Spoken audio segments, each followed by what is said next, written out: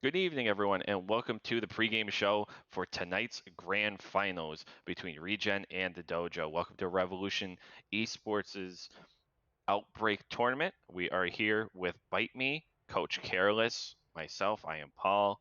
We've got Shape producing with Rins helping us with the lobby, and we've got Sir Waltham, Temporal, and Maddie. So we'll all be kind of giving you a little bit of a recap of what we've seen and what you can expect in tonight's grand finals matchup where teams are competing for their chance to win part of a $1,000 prize pool provided by Careless Coaching. So the first thing we're going to do is we're going to preview the two teams we have tonight, Regen and the Dojo. So myself and Maddie had the privilege to cast Dojo already to this point in the tournament, so we can talk about them a little bit before we bring in the other analysts. And Maddie, what really stood out to you so far about the Dojo?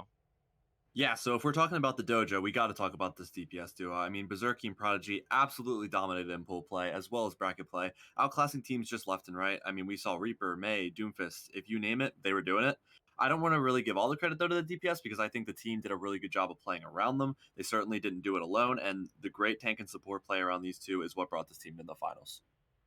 And to highlight that support play too, I think Rami really found her rhythm, and we saw Lee Jong like some crazy boops, and we just saw a lot of interesting stall play when it needed to happen, and a lot of great initiative. I mean, we saw them playing two different offenses on Junkertown and Lee Jong. They were attacking from the defender side, so I think a lot of their strategy when it came out was really unique and creative, Maddie. Yeah, for sure. And I think that's something that we need to see going into this grand final matchup as well, is if they continue to keep that sporadicness that we saw from them in both pool play and the brackets. I think that that's playing to their favor so far, and that's probably why we're seeing them here today. Absolutely. And so when we think about region, I'm going to kick it here to Bite Me and Sir Waltham before we bring in Temporal with a little clip of a fan favorite Chopper. Bite Me, what really stood out to you when we look at region and what they bring to the table? So Regen, I feel, had a really solid, unexpected comps. So we saw them on Gibraltar versus Purple when they decided to run Bastion and Torb against them, and then they just They were on cart, rotated around, and just completely demolished Purple. They weren't expecting them at all, and they had an absolute solid job. I think they played more Torb and Bastion than any other team, and that really stood out to me. Let me throw over to Sir. Yeah, absolutely. To follow up, Bite Me, your point, I have to agree. We did see a little bit of Torb thrown in there, which is always, sometimes a fan favorite, I'd say. But aside from that, when we saw them go into the game against Nocturnal, that Torb really kind of helped them be a little bit more resistant to the dive strategy that Nocturnal really seemed to be running into them, which, it kind of makes sense. Torbjorn has that armor. He makes it's that turret makes it a harder dive target in general. So overall, I think they really had the lid on that dive strategy and were able to maintain it and contain it very well. And with that, we'll welcome in Temporal here, and we'll be putting up the clip so he can dive into that. So there is not a bad player on this team. Honestly, it's hard to find a standout, given that they are all standout players. It's like that incredible scene: if everyone's super, no one's super. But I want to highlight Chopper, as in the clip we're seeing on screen. Not Regen loses their main tank, their main support, and the other DPS player. Chopper, just a casual 4K, brings the fight back in their favor, and they're able to hold at that point. So you got to make sure you are well prepared to deal with this DPS player. Bullies around Brigitas, and it's just a general nuisance. If you can't contain Chopper, you're in for a bad time. I'd also like to highlight the support line from this team. They work so well together. Magic, Maple, and CJ play the Baptiste Brigida most of the time, and they do it to perfection. The team is never in want of healing, and it shows, and that's exactly how they got to this point. And with that beautiful analysis, so thank you to all of our analysts, and we'll be bringing them back in just a little bit. We're going to kick it over to Coach Careless, who is our amazing patron for this tournament, and he's going to give us a little bit from the coach's perspective of what we can expect tonight. Careless, what you got for us, man? Well, in watching through group stage and into the bracket up until last night's matches, it's a really, really close matchup here for grand finals. I mean, not just by the fact that, they both found their way to grand finals, but also it's going to be close. Regen has really, really strong fundamentals. They have tight rotations. They move together. They engage on the same targets with good target focus. Their ultimate economy and their understanding of how to, utilize that ultimate economy is really, really strong. And like how they take engagements is really, really strong. The Dojo, they're super aggressive, and they're aggressive at the right times. They've got a lot of interesting strategies, like their match against Celtic Cross. They put a Reinhardt on top of the bus on King's Row attack and charged in to create really substantial, like, aggressive space. And the things that you do like that are actually what really make it hard to maintain fundamentals. So Regen having strong fundamentals is kind of countered by strange and awkward strategies that put things off of the normal, what you normally see in scrims. Those kinds of wrenches are really good at breaking really structured teams.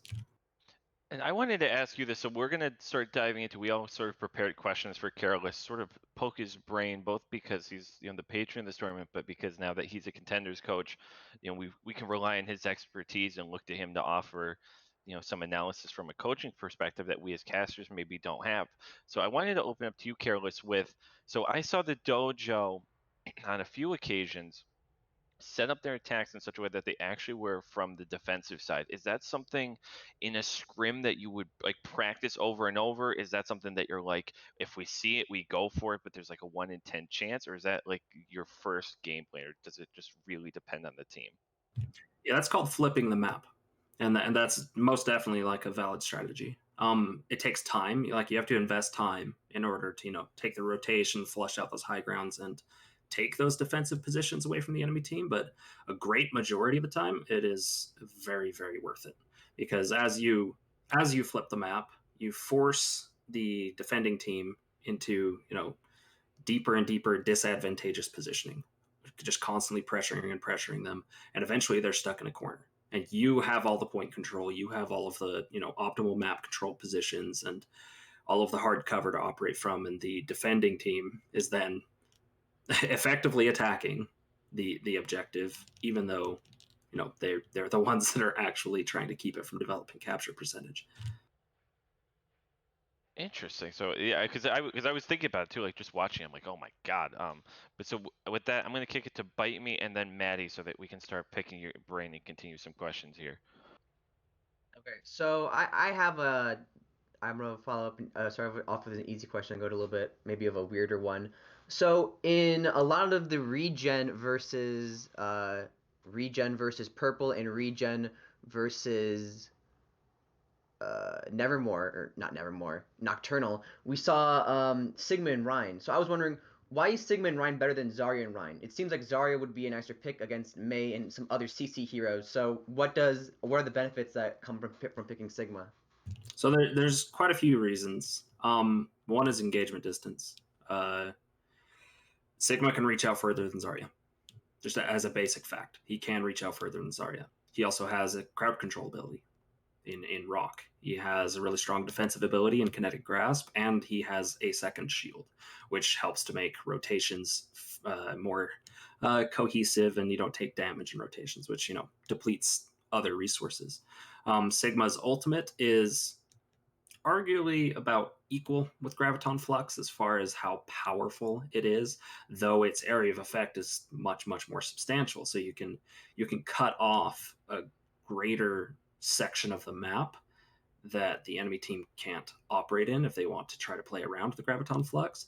And there's also that, as we've developed kind of this spam brawl composition, it's a hybrid composition with Rhine Sigma, Torb Kree, Bat Brig, or there's some variations in there with some other heroes like Ashe. But as we've developed our understanding of this, Sigma is just really cohesive with that condition, with that composition, the spam operation of it, because he can take and enforce a friendly off angle while also contesting an enemy off angle with a shield, and they don't even have to be on the same side of the map. He can be contesting something on the other side of the map with his shield if he needs to, and that's something Zarya is simply not capable of doing. And where we're in a state where ranged damage is as powerful as it is, you have to be able to contest those off angles. because if you did want to run Zarya, and there are certainly some maps where she's still viable, you have to be able to close the distance on the enemy team. And if you're not also applying damage value while closing the distance, like Sigma can and Zarya cannot, then you're just losing like the output war, and your resources are going to fall faster than the enemies, because as you're closing distance, you're just not finding value.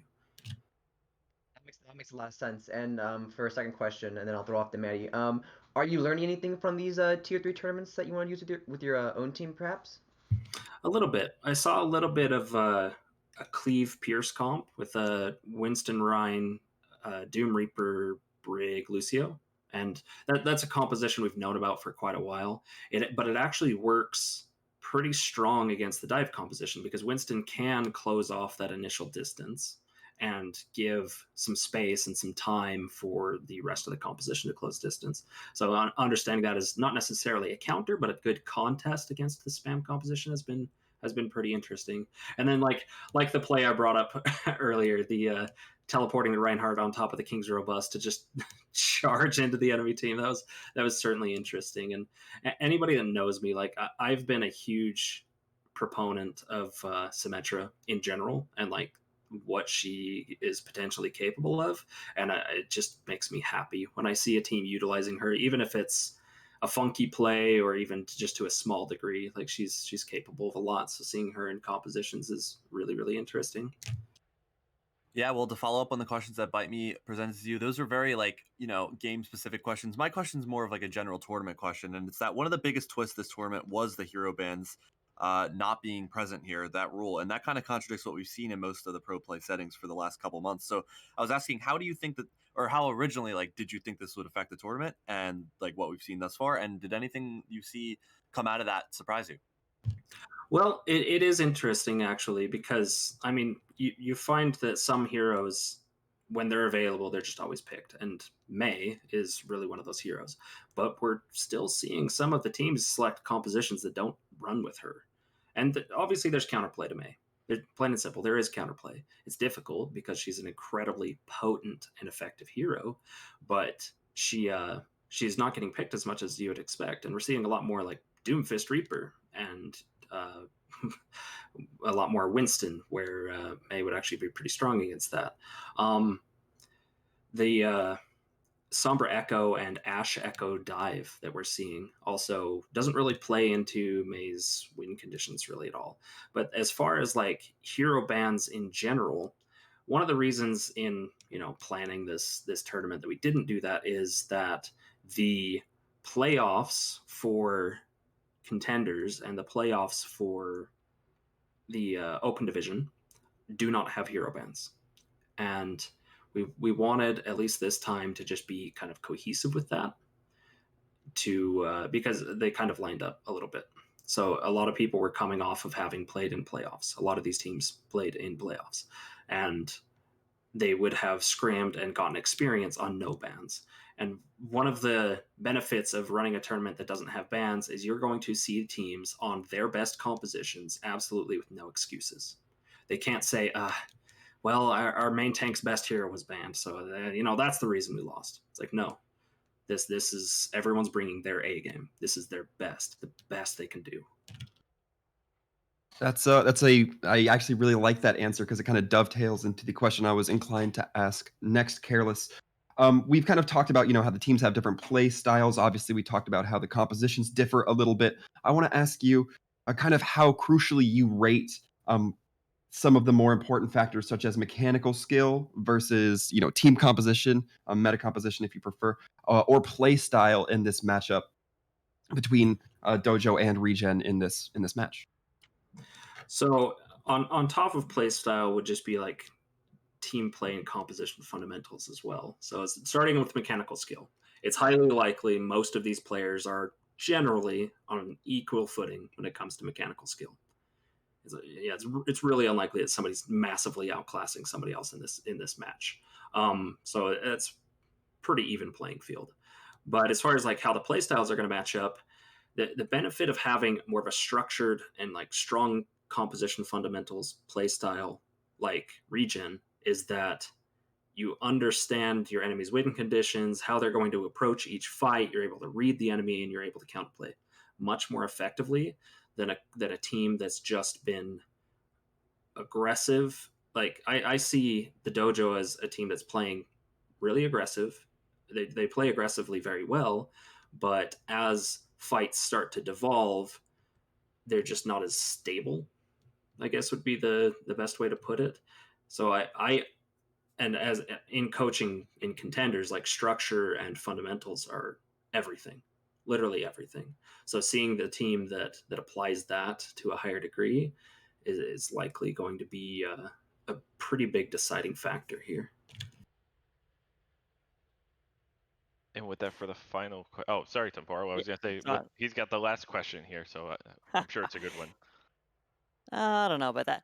Careless, do you see a space for a Pharah Echo meta, or at least a Pharah Echo composition that could work, or is it too much in the air hit scan? Sorry, too much in the air projectile heroes, and hit scan's always going to make it a non-starter. So it's actually not because of hit scan that we don't run that. It's because of our ability to devote resources into the air. Right now, in like the Brig's End dive for Sombra Echo, armor packs go into the air. And that's one of the primary ways we support the Echo. Maybe she's getting Harmony if a tank isn't under pressure. So what do we do if we also have a Pharah in the air? Well, that means we have a Mercy in the air. Then do we have Zen Mercy or Brig Mercy? And if both of them are devoting resources to the air, the tanks are kind of just left on their own, and they just don't get resources. So yes, hit scan would be an issue for that composition, and a team could just run double hit scan, but I can almost guarantee you that double hit scan wouldn't even be shooting at the DPS, and they would just be blowing up the tanks. And then by doing that, those DPS in the air then have no access to value because they can't sustain any kind of like aggressive positioning, and the fight just breaks down. And so, with that, we'll just take this opportunity to thank everyone tuning into this pregame show. We will be starting the grand finals here of the Outbreak tournament here at Revolution Esports around 7 o'clock. So, we will have the Dojo versus Regen competing for a piece of the $1,000 prize pool. And so, we've sort of peppered Careless with a whole bunch of questions, but as the patron of this tournament, we wanted to make sure we opened up the floor to him so he could, sort of give some closing remarks, if you will, and then we'll go give a little round table here and give our predictions of what we think will happen tonight. So, Careless, the floor is yours, sir. Yeah, really, the only thing I wanted to say before we get into our predictions, which I think I'll bring up the tail end of those if you don't mind. I'm interested in everyone's input and points of view on those. Is the reason that I wanted to do this, and that's that a healthy T3 makes a healthy T2, and a healthy T2 makes a healthy Owl. And right now, Blizzard, hasn't done a lot of work on their end about, supporting these things. And I wanted to just kind of help to springboard an organization that I believe in, that I think can be a really, really strong home for this type of event. And, they do Widowmaker 1v1 tournaments, and I wouldn't be surprised if we do, maybe a Pharah 1v1 tournament. And they have a regular season style tournament for all levels of play and things like that. And I just think it's a really good home for that kind of environment, and I wanted to support it. Thank you, Careless, and I want to take this opportunity to thank everyone, for all of their work into this. So, none of this happens without Shape, our community director, who's just been just instrumental. Is sort of an understatement, like a far understatement for all the work she put into this. She's producing this right now on top of TOing, on top of sort of everything else. So it starts with Shape and works its way down, and Kiro for the animations and just everyone who got involved. So thank you, and thank you for everyone participating and watching this and being part of this. This is something that Revolution really hasn't done at this sort of scale and magnitude, and so we thank everyone for their support and what they've brought to the table. But with that, we're gonna go to the moment we've all been waiting for, predictions. This have a little fun on our side.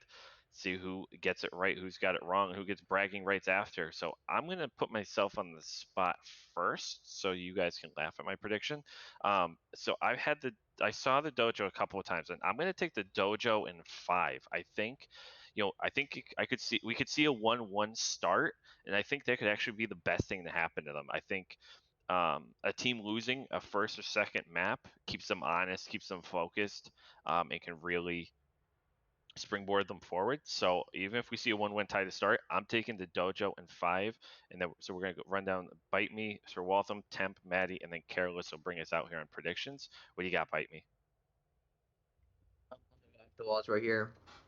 I believe that we will most likely probably be seeing a Bastion Torb throughout at least one of the maps. I would expect Regen to play something similar of what they've done in Gibraltar with that very clean rotation. Although although maybe the Dojo might have seen it and might be have a plan against it, but Regen has by far used the most Torb and I believe the most Bastion than everyone else. So we're gonna see Torb and Bastion, Careless, stellar DPS. I just can't see him playing anything other than his Savage hit scan or Echo and a cool ABC. I have to give cool ABC the May spot. I know you're probably gonna play something else, but in my heart, as a main, I just need to see it, and that's all that I can really say. I haven't seen Dojo too far yet. I've glanced through a few of their games, but I'm not exactly too comfortable with calling out what they're probably gonna be playing. And likewise, as I go in for my guess as to how this match will pan out, I'm a pretty egocentric guy, so I'm gonna say that the teams that I cast, or the team that I casted, is probably gonna come out on top. Just throwing it out there. That means that I think Regen gonna come out in the win on this. If I had to guess, I'd be hoping somewhere for a 6-7 game match. Don't know exactly how quickly it can wrap up, but that's where I put my hat in this ring. Regen all the way for me.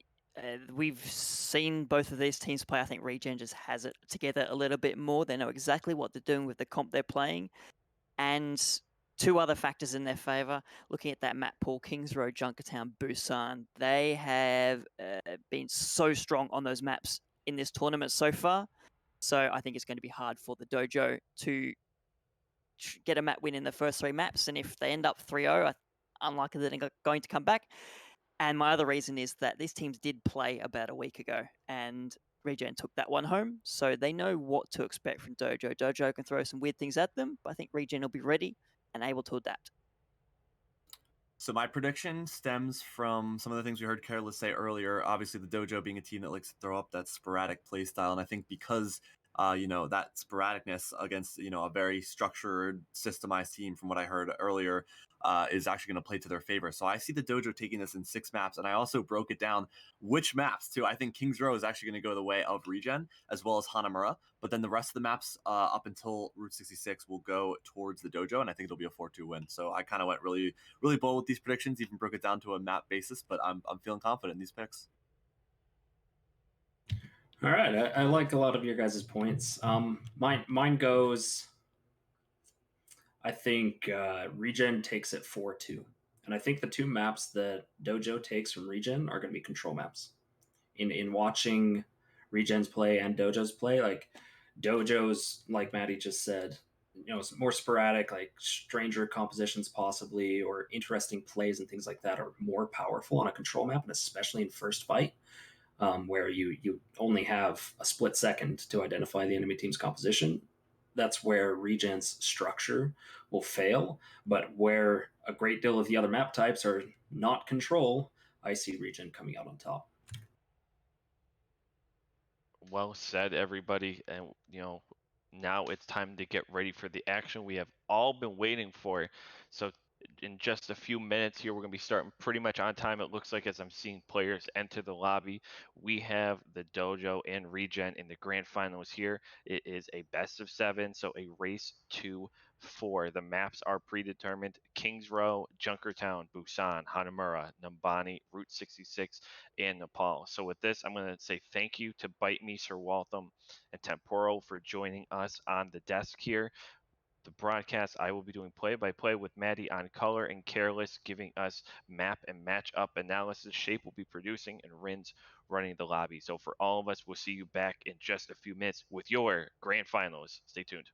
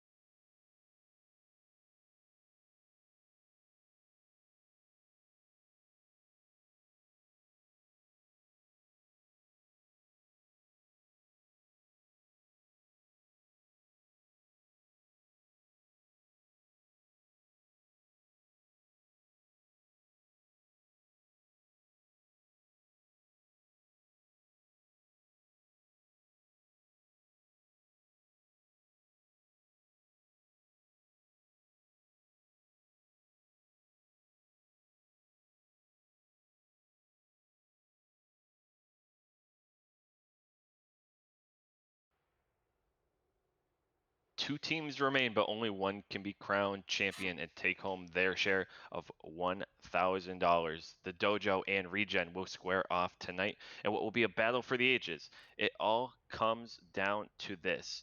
Are you ready? Welcome to the grand finals here at Revolution Esports' Outbreak Tournament, with this event's prize pool provided by our patron, Careless Coaching. I'm Paul, alongside Maddie and Coach Careless himself in the booth. So we'll welcome Careless in here in just a second. But Maddie, what's got you most excited for tonight's matchup? Well, let's start with the format that is different from the rest of any match we've seen so far. The best of 7. That means we can go to as many as 7 maps and maybe even beyond if we see a couple draws in this series, which would just be thrilling. I don't know about you, but I would love to see that go down here. But either way, we have 2 very evenly matched teams for sure, and that's why we're seeing them both today. And I think a best of 7 would just be, to see that go all the way out would be amazing. And Careless, so we're starting off on King's Row, Scrims Row, if you will. What sort of things should we look for as we're getting ready to load in? I just want to see Dojo run Symmetry again. No, as much of a meme as that is, I want to see what their unique take on fighting this map will be.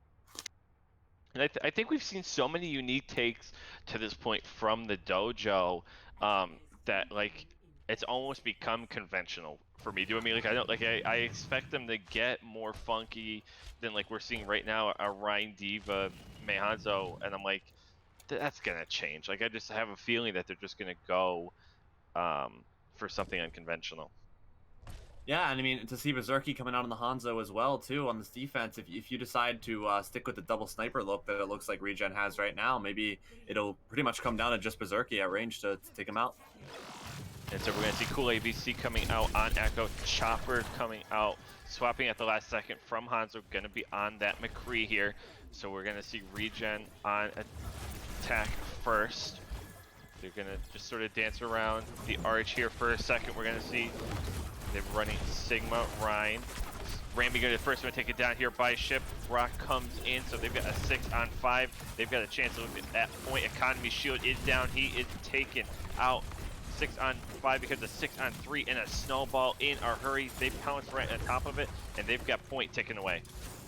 Yeah, and in my opinion on the defense there, unless their plan was to back up and just give a couple ticks before coming back in full strength, obviously Lucio hero that can get back quick. If you lose someone, I think it might be better in some cases to go aggressive, right? You see some cooldowns get committed to take out Ramy, especially some of that crowd control in the Sigma Rock. That might have been time to go in.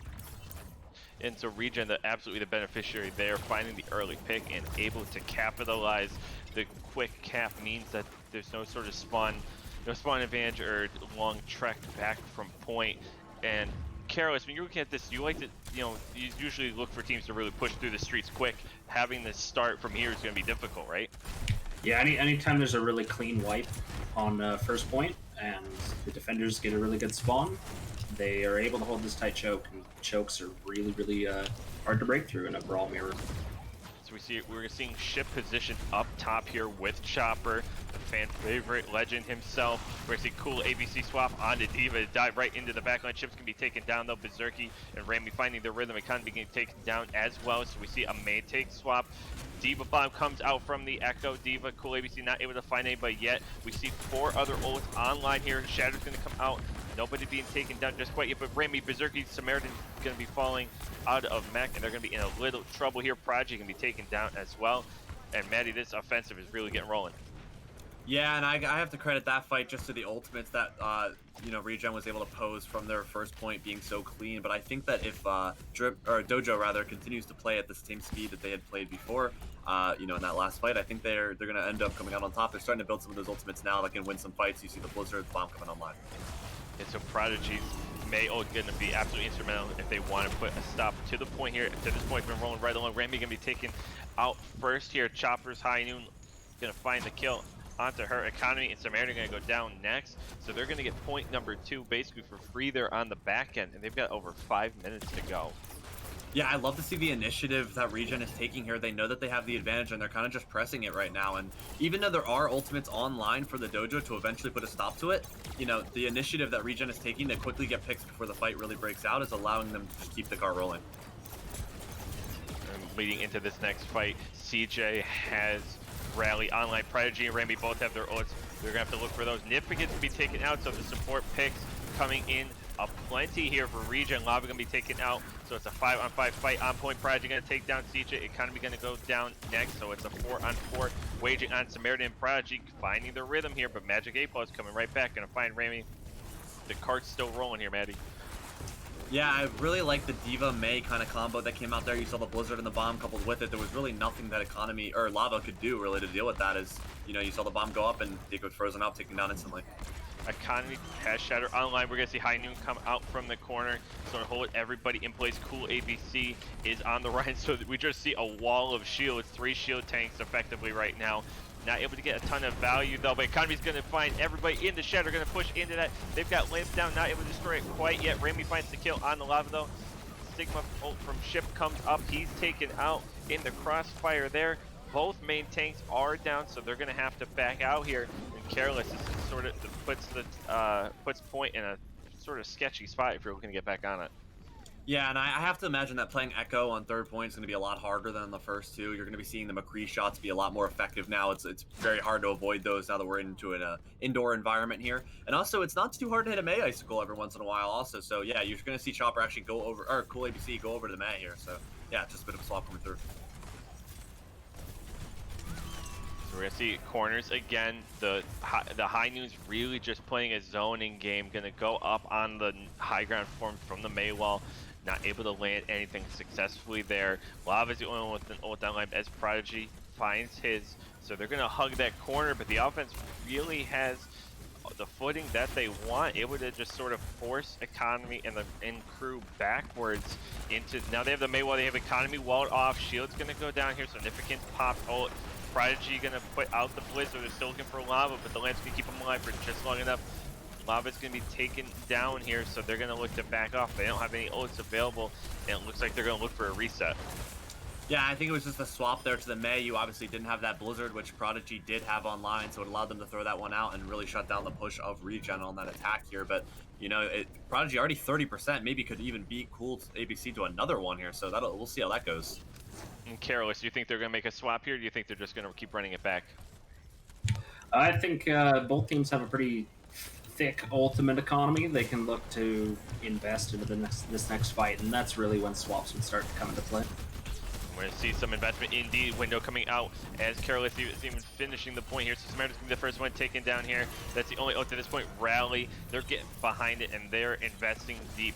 So they're going to put them back on their heels here. Economy forced by the wall to play this opposite side. Beautifully blocked, though. Able to block Lava's Shatter. Rambi going to be taken down by the High Noon, and with 2 minutes to go on the clock, they find the 3rd point.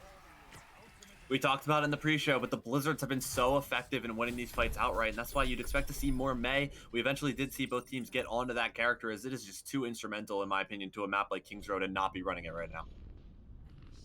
And so when we think about, I mean, to this point, we sort of talked about it, you know, pretty extensively. You know, Dojo coming out with unique comps, and that it definitely lends itself, and even Careless's prediction, you know, the advantages they're going to have on control. But on a map here like Kings Row, where it's sort of any comp can work, and you know, there's nothing especially advantageous, I'm curious to see here if they're going to look to really change things up on offense or just go back to a bread and butter. Yeah, it certainly will be interesting to see. It looks like they're trying to just meet Regen face to face on basically mirror compositions. That may not be the play. Regen's got a good understanding of, you know, like I mentioned in the pre-show, an understanding of like Sigma's capability in this composition, and the Sigma McCree are taking off angles pretty consistently and without getting punished to a very high degree. And they're getting a lot of value. And so we're going to see maybe Prodigy Berserky going to come out here on double sniper. We haven't seen that to this point, but we have seen it throughout the tournament, especially, you know, on this map and other times throughout, and I believe on Junkertown we've seen it from them, you know, obviously traditionally there, but we're going to see sort of everything tossed out. So Berserky's going to stay, Sniper Prodigy going to be on May, Nificant's going to start to Moira at the last second here. So we have Sigma Ryan into Sigma Ryan, May McCree into a May Hanzo, and then Rami and Nificant sticking on their patented Moira Lucio combo. CJ and Magic 8 Ball going to stay on that Brigida and that Baptiste here. So Ship and Lava set up on point. We're going to see a rotation onto the high ground. Rami leading them around, and we talked about this throughout. Dojo looking for interesting ways to not just follow the quote-unquote traditional attack routes. They're going to flip the map, as Coach Careless taught us in the pregame show. And so setting up on point here, they're able to find, flip the map. Lamp is online, going to be taken out here, so they don't have that left at their disposal. Economy's really just digging his healers, and they're going to try to get in there. He's got an advantage on Lava there, and he's looking to take advantage. Lava going to fall to about half. No kills yet, but Economy's going to be the first one taken out by the Flame Strike, so no, they only have one of their main tanks available. Magic 8-Ball is going to go down. Next significance used already, and so this Dojo Sword Force is doing a really slow fight. Yeah, I have to give credit there to the flipping the map strategy that they did implement there. As you saw, Berserky just got free shots raining down from the high ground, setting up those cross angles. Probably one of the most deadliest things you can do to a Ryan Sigma type of comp. While there are 2 shields, it's very hard to manage both, damage coming in from 2 fronts there. So really good job on that attack. They're able to find a tick here. Chopper gets a really late stagger, and they've got all 6 ults online on the defense here with only 2 minutes to go. Dojo really needs to look to shake things up and find a way to get at least one more tick in this next fight. Either way here, though, no swaps coming through quite yet, but you are seeing like 6 ultimates online here for Regen, so I expect this to be a fight win for them. And so we're going to see fight begin to break out on point. Shatter coming from behind, going to find several, but Prodigy and Gang are going to be counter shattered from behind here. Shift and Chopper going to go at it. Berserky able to pick up 1 pick at least, but they're already down in numbers pretty significantly. Ram's going to be taken down next, as here Regen looks to just clean up the act, and with a minute 30, they only had to use a couple ults there, so the defensive ult advantage remains. Yeah, but not a bad job there from the Dojo at all. They only had to use a couple ultimates, I believe 3, and they're already 34 to that Sigma one, so they're going to build it back up quickly, and they managed to get 3 very important ults out of Regen, so not a bad fight for them. However, you still have to deal with this Blizzard coming in this fight. And we'll see how the Blizzards are able to pay off. Cool ABC and Prodigy both have them. We saw that make a big difference on the opposite side. We're going to see one Blizzard come out from Cool ABC. Samaritan's the first one taken down, so Lava already getting on the board. Berserky's Dragons come out, not able to capture anybody. CJ on the back of it does go down. Lamp has come out from Magic 8-Ball, so Lava's going to dance around to that, try to avoid Prodigy, but not able to do it. And it looks like they found what they were looking for. Berserky Nifigant's going to clean up that fight, and they'll cap first point. Yeah, I like how Regen really took the initiative on that fight. However, since the patient play from Dojo was able to allow them to use their ultimate second, a lot of them, especially that Blizzard, it was able to turn into a fight win for them very cleanly there. I like to see more of that. However, if you wait too long, there's a chance that sometimes those ultimates will pay off for Regen and you get shut down. So it can be a double-edged sword sometimes. And so they're going to be able to get this cart rolling, but time is going to play a factor here. And so they're already pushing spawn, or pushing point really far up. They're going to fight through the streets in the high ground here from Eberly and Sons. And so the economy's going to jump back down onto the low ground. Wall is going to come out, and it looks like they're going to take a soft reset here on the cart. Wow, they just ignored Berserky. They're going right past him here just to try and push it to the rest of the team. And I would say I like this, but I think they're taking a bit long. Yeah, they have to kind of turn around and deal with him now here. Berserky kind of got himself into a weird spot. Lava's going to get caught in a weird spot as well between a rock and an ice wall, but Lava's going to fight him in the middle, so both 2 runs, 2 walls get caught in the middle. Economy going to take down Lava here. They're continuing to move. They have a pick. The Shatter's going to find 4. No shield to block any of it here. Samaritan and Cool ABC going to be the next 2 taken down. Another swap of picks on point here. So Economy's looking to put some damage here in the ship. Meanwhile, Chopper has the high ground. He's going to have a chance to duke it out here with Berserky. They're going to continue to dodge each other. Nifigance, unfortunately, has ult to provide some of those healers that we were talking about earlier for the Dojo. Their support play has been tremendous. It looks like we'll have one more fight here on point 2. Yeah, and I like how, they kind of put Berserky in a different spot here. He almost did get punished, but it ended up paying off dividends as a lot of the wall cooldowns were committed to try and, speed into the rest of the team. But since the Dojo were able to, keep them back for a little while, it allowed Berserky to get in a good spot to do some damage. So we're going to see Dragons come out. Sigma ult going to come down as well for Big Flux. Able to find Lava. Magic 8-Ball going to be taken down as well. So a couple kills starting to land here as they continue to move forward. Berserky popping off, finds 4. Economy going to find another, and that's point number 2 and an ace. Yeah, Rami taking no chances, decides to drop the beach up despite being up 2 in that fight, which could maybe be a mistake, but with the time bank they have, they're going to be able to build one back up anyways. They're also going to be having the Blizzard. I think this fight's all about how fast the Dojo can take the fight here, because Cool ABC already 9'd into that Blizzard. If you can use yours first and effectively before they can build that one up, you might be in a good sign, but as I say that, it seems like Cool ABC will be getting there. Walls already come out. Economy almost caught in it, but able to backtrack. They're able to clear it out for him. Shatter comes out, finds a few. Economy also caught in it. Prodigy's going to be the first one taken down by Chopper. CJ's going to rally into it. That just expired now. So Cool ABC has a Prodigy will be coming back in just a moment. And Samaritan here is going to be taken down. So the Dojo already losing numbers, and they're going to have to reset. Yeah, and I have to think like the beat drop there off of that big shatter that came through would have been instrumental to staying alive in that fight and continuing to push that card. But I just think using it that prior fight before may have been a mistake, as we saw such a big ultimate come out. However, the lucky thing here is neither team has committed their Blizzard, so we are looking at a potential fight win for either side coming up in this fight, as that's probably the ultimate that's going to get that done. So we're both Blizzards online. Both teams trying to balance who can get the most value for a Blizzard here. Cool ABC is going to be the first one to pull the trigger. Prodigy is going to be the next one to press that Q. Windows opened up into the Blizzard, so they're going to fight through it. Economy going to find Magic 8 Ball and Chopper, able to pick up anything, not quite yet. Rami jumped right into the Shatter to try to clean up, but going to be taken down by Chopper's High, Noon, Gravitic Flux.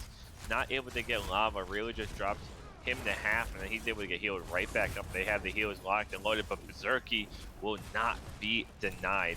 They're looking to get this third point. We just crossed the under a minute mark at this point, so Magic 8 Ball is the only one not standing here. Siege is going to rally here as a team have to rally back and find a way to touch point. Ship's Gravitic Flux is going to come out. Both walls are up. We're going to see a lamp available pretty soon if it hasn't been used already, so they're going to look for a soft reset with 30 seconds left. Yeah, you're going to hear me talk about Mei a lot this cast just because of how she's important, and you have to think about how that fight started. I mean, one Blizzard in the back line versus one in the front line, which was going to be more effective? The one that nullified the tanks that, can't push in, or the one that took out one or two in the back? And so I'll make one correction. I keep saying Magic 8 Ball. I mean to say Magic Mate Ball, so sorry there, Baptiste. Beautiful play to this point, and so we're going to see moving into this next fight here. Lava holding the corner. Economy's got to get in there. Nifficance has the ult. Shatter not going to find anybody. They're able to touch, and so we're looking at overtime here. So nobody quite low. Yeah, Ship going to drop pretty much the one. As I say it, Lamp is out. Lava's going to fall to below a third. Maintain in the Lamp. They haven't been able to eliminate Magic Mate Ball's Lamp just quite yet. Magic Maple has the window in the corner. They're able to play off that. Rainbow going to be the first one taken down along with Nifficance. So no supports remain here for the Dojo. That's going to put them in a bit of a bind here if they're not able to land any kills. DPS going to be the factor here if they want to try to rebound. Berserker able to find a kill on the Widow, but keep in mind that's one of the characters that they're not going to want on point. Samaritan going to find two. Berserker going to be taken down. Wall is up. So right now, Prodigy is sort of the saving grace here with Samaritan. We're going to see Rami's already back on the point here. Blizzard comes out from Cool ABC. Going to try for a Charlie Niner, but Prodigy able to cryo through it. Samaritan going to be taken down. Shatter's going to come out. Going to land on a few. Prodigy going to be taken out by Choppers. Doomfist finds two. Magic Mate finds the third. If gets to be taken down. And first map goes to Regen. Yeah, not much else to say there other than just a clean fight from Regen. Better use of the ultimates, in my opinion, especially in that last fight. The Berserky Widow swap is definitely something to highlight, though. Not quite sure what the thought process was there. I know it's a high risk, high reward. You get one or two picks to maybe break through, but I actually think with how long that fight lasted, had Berserky been on a bit of a more, front line affecting hero, such as, I don't know, maybe a Doomfist, knock him around, set him up a little bit, they seem to be pressing the advantage with the Mei, and I think that if they had something that was a bit more direct to capitalize on all that damage that Prodigy was putting out, all the stuns, the freezes, etc., I think they could have done a lot better in that fight. And Carolus, what really stood out to you in that first move that we should keep in mind as we move on to our next map here, Junkertown? It honestly, a lot of what it came down to was understanding the map and the composition. Regen wasn't playing to really hold on Streets phase. They didn't invest a lot into that, and they invested into stabilizing the third point. As the cart captured second point and moved into third, if you look at the ultimate economy, Regen had two with two ultimates coming up, and key ultimates, mind you, in Freeze and Shatter. And then the Dojo only had Freeze. That's all they had going into that, because they had to make pretty substantial investment to close out second, and that's what allowed Regen to really stabilize on third. But as far as like play into third, Dojo actually had some incredibly clutch moments there, especially into that last fight. And the Widow switch, like you said, is a high risk, high reward, and he did find reward in that. It's just that the ultimate usage and economy on the side of Regen was just stronger. And I'm saying we saw a lot of that to this point. So as we're getting ready to map number 2, and I see us just hitting on the delay. We're just hitting 100 viewers. So thank you everyone to tuning in. This is a best of 7 race to 4. We're loading in here to our second map, Junkertown. We just saw Regen pick up point number 1 on Kings Row here. So the map pool is preset, so we're not going to see any sort of changes there. As far as map or types. So it's Kings Row, Junkertown, Busan, and Hanamura are the next 2 that are going to be coming up here.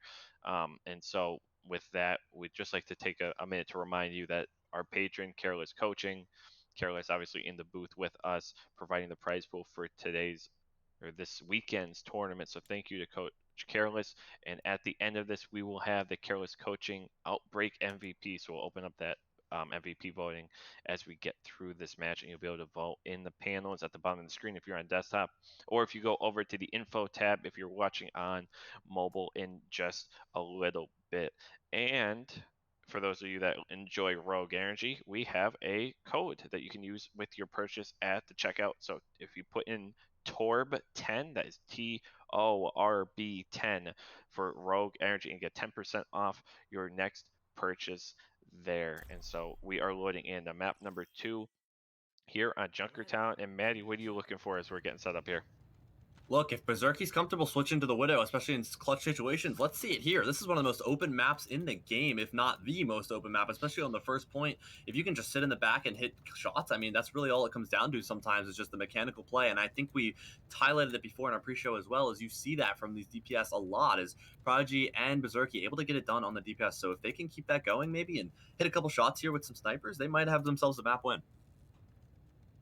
Exactly. And so we're going to be looking at a few things. I know personally too, I've seen and we've seen Dojo sort of play their best when they're allowed to form these hybrid comps and allowed to improvise, right? So we've talked about the ingenuity that they have as a team, but really when they're allowed to improvise and sort of play to some of their strengths of being comfortable in scenarios that might make other teams uncomfortable.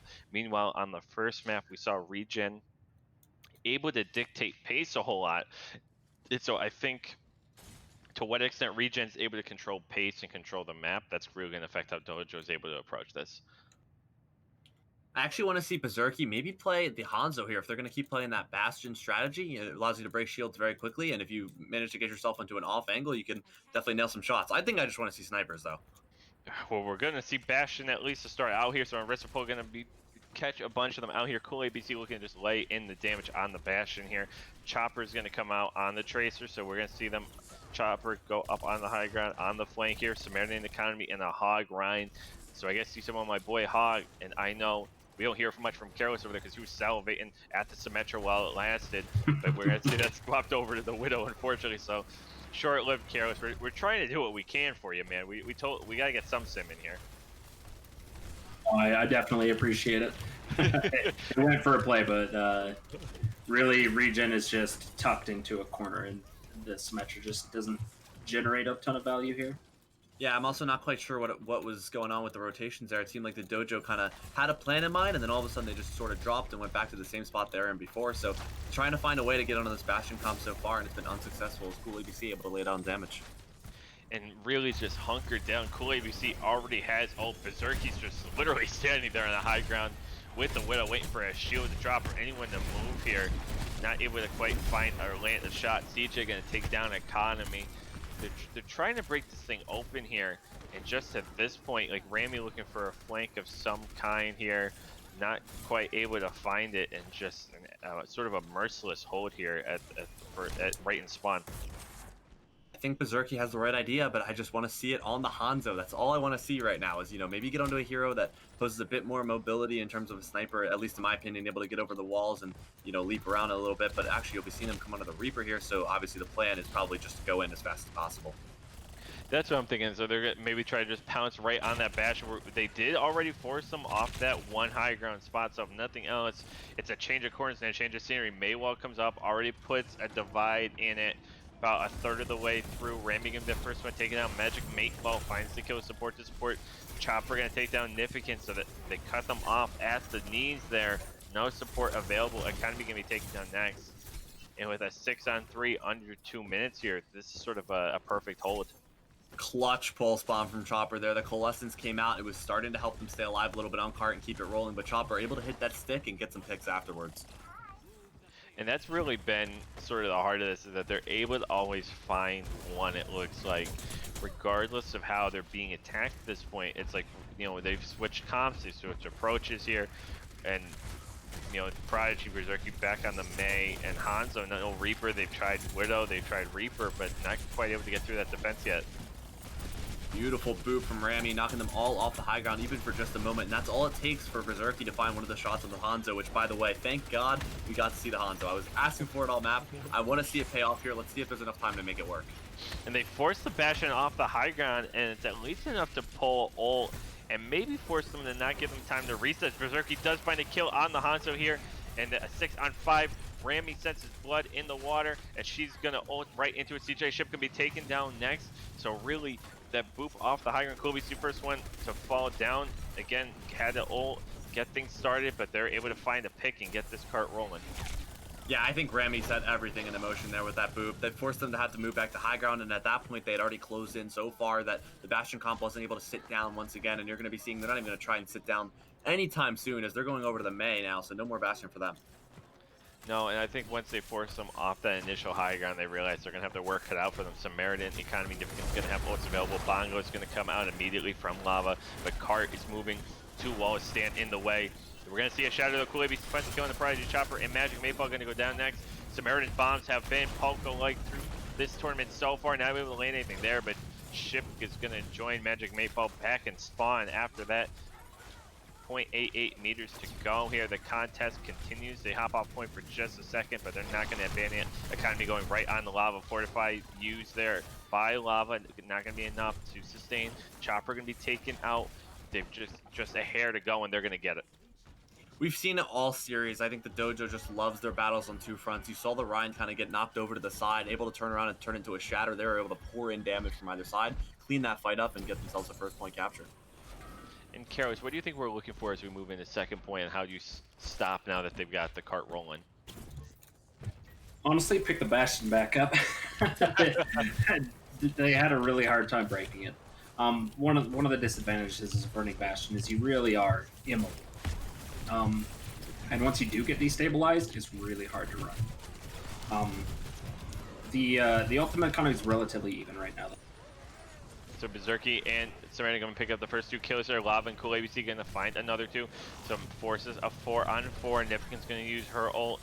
You're not going to find any kills, but finds a ton of healing. Berserky's ult's out as Gravitic Flux. Or Berserky finds a kill, excuse me, as Gravitic Flux will pick up Berserky in response. So the trading continues here. No team quite able to find the advantage, but Economy back in the front line, swinging away and looking to play this aggressive wall. Going to block Magic Mayfall's window. Not able to find a ton of value there. It's a lot, but it's going to get pinned to the side. They're going to push them into the side. D9 from Samaritan. You heard it from Diva herself there. Ship is going to be taken down by Rami, and it looks like they're going to coast here to their second point. I love the Hanzo pick. Like I was saying, that clutch headshot on a cool ABC makes it so that the May wasn't present in that fight at all, and so they were able to just press their May advantage right into the enemy team. It makes it very hard as a front line when you have a May coming into you, as well as the speed boost of Rami, and you don't even have a May on your own to help you in that fight. And right, and you sort of hit the nail on the head there, where it's like they're having such a hard time playing into that. Prodigy has Blizzard online, and we've seen Prodigy really good so far here, using these blizzards strategically. Samaritan and the Economy both have ults as well, and as we see the ult advantage going to play a significant factor here going into third. Berserky and Rami have their ults coming in line as well, so they've got 06 at their disposal, while Lava is the only one here on the other side. Yeah, and I'm saying it in my head, use the Blizzard as soon as possible. There wasn't a Mei last fight. It's not built up for them. So if you're able to get that Blizzard out, lock down some of the tanks, you're seeing it come through now, and I think it's going to pay off in a second. So Chopper's going to be the first one to take it down. Rami able to find another melee kill. Funny enough, so that's back-to-back melee kills for her. Nipkin's going to find the other kill on the Lava here. Prodigy's going to take down Ship.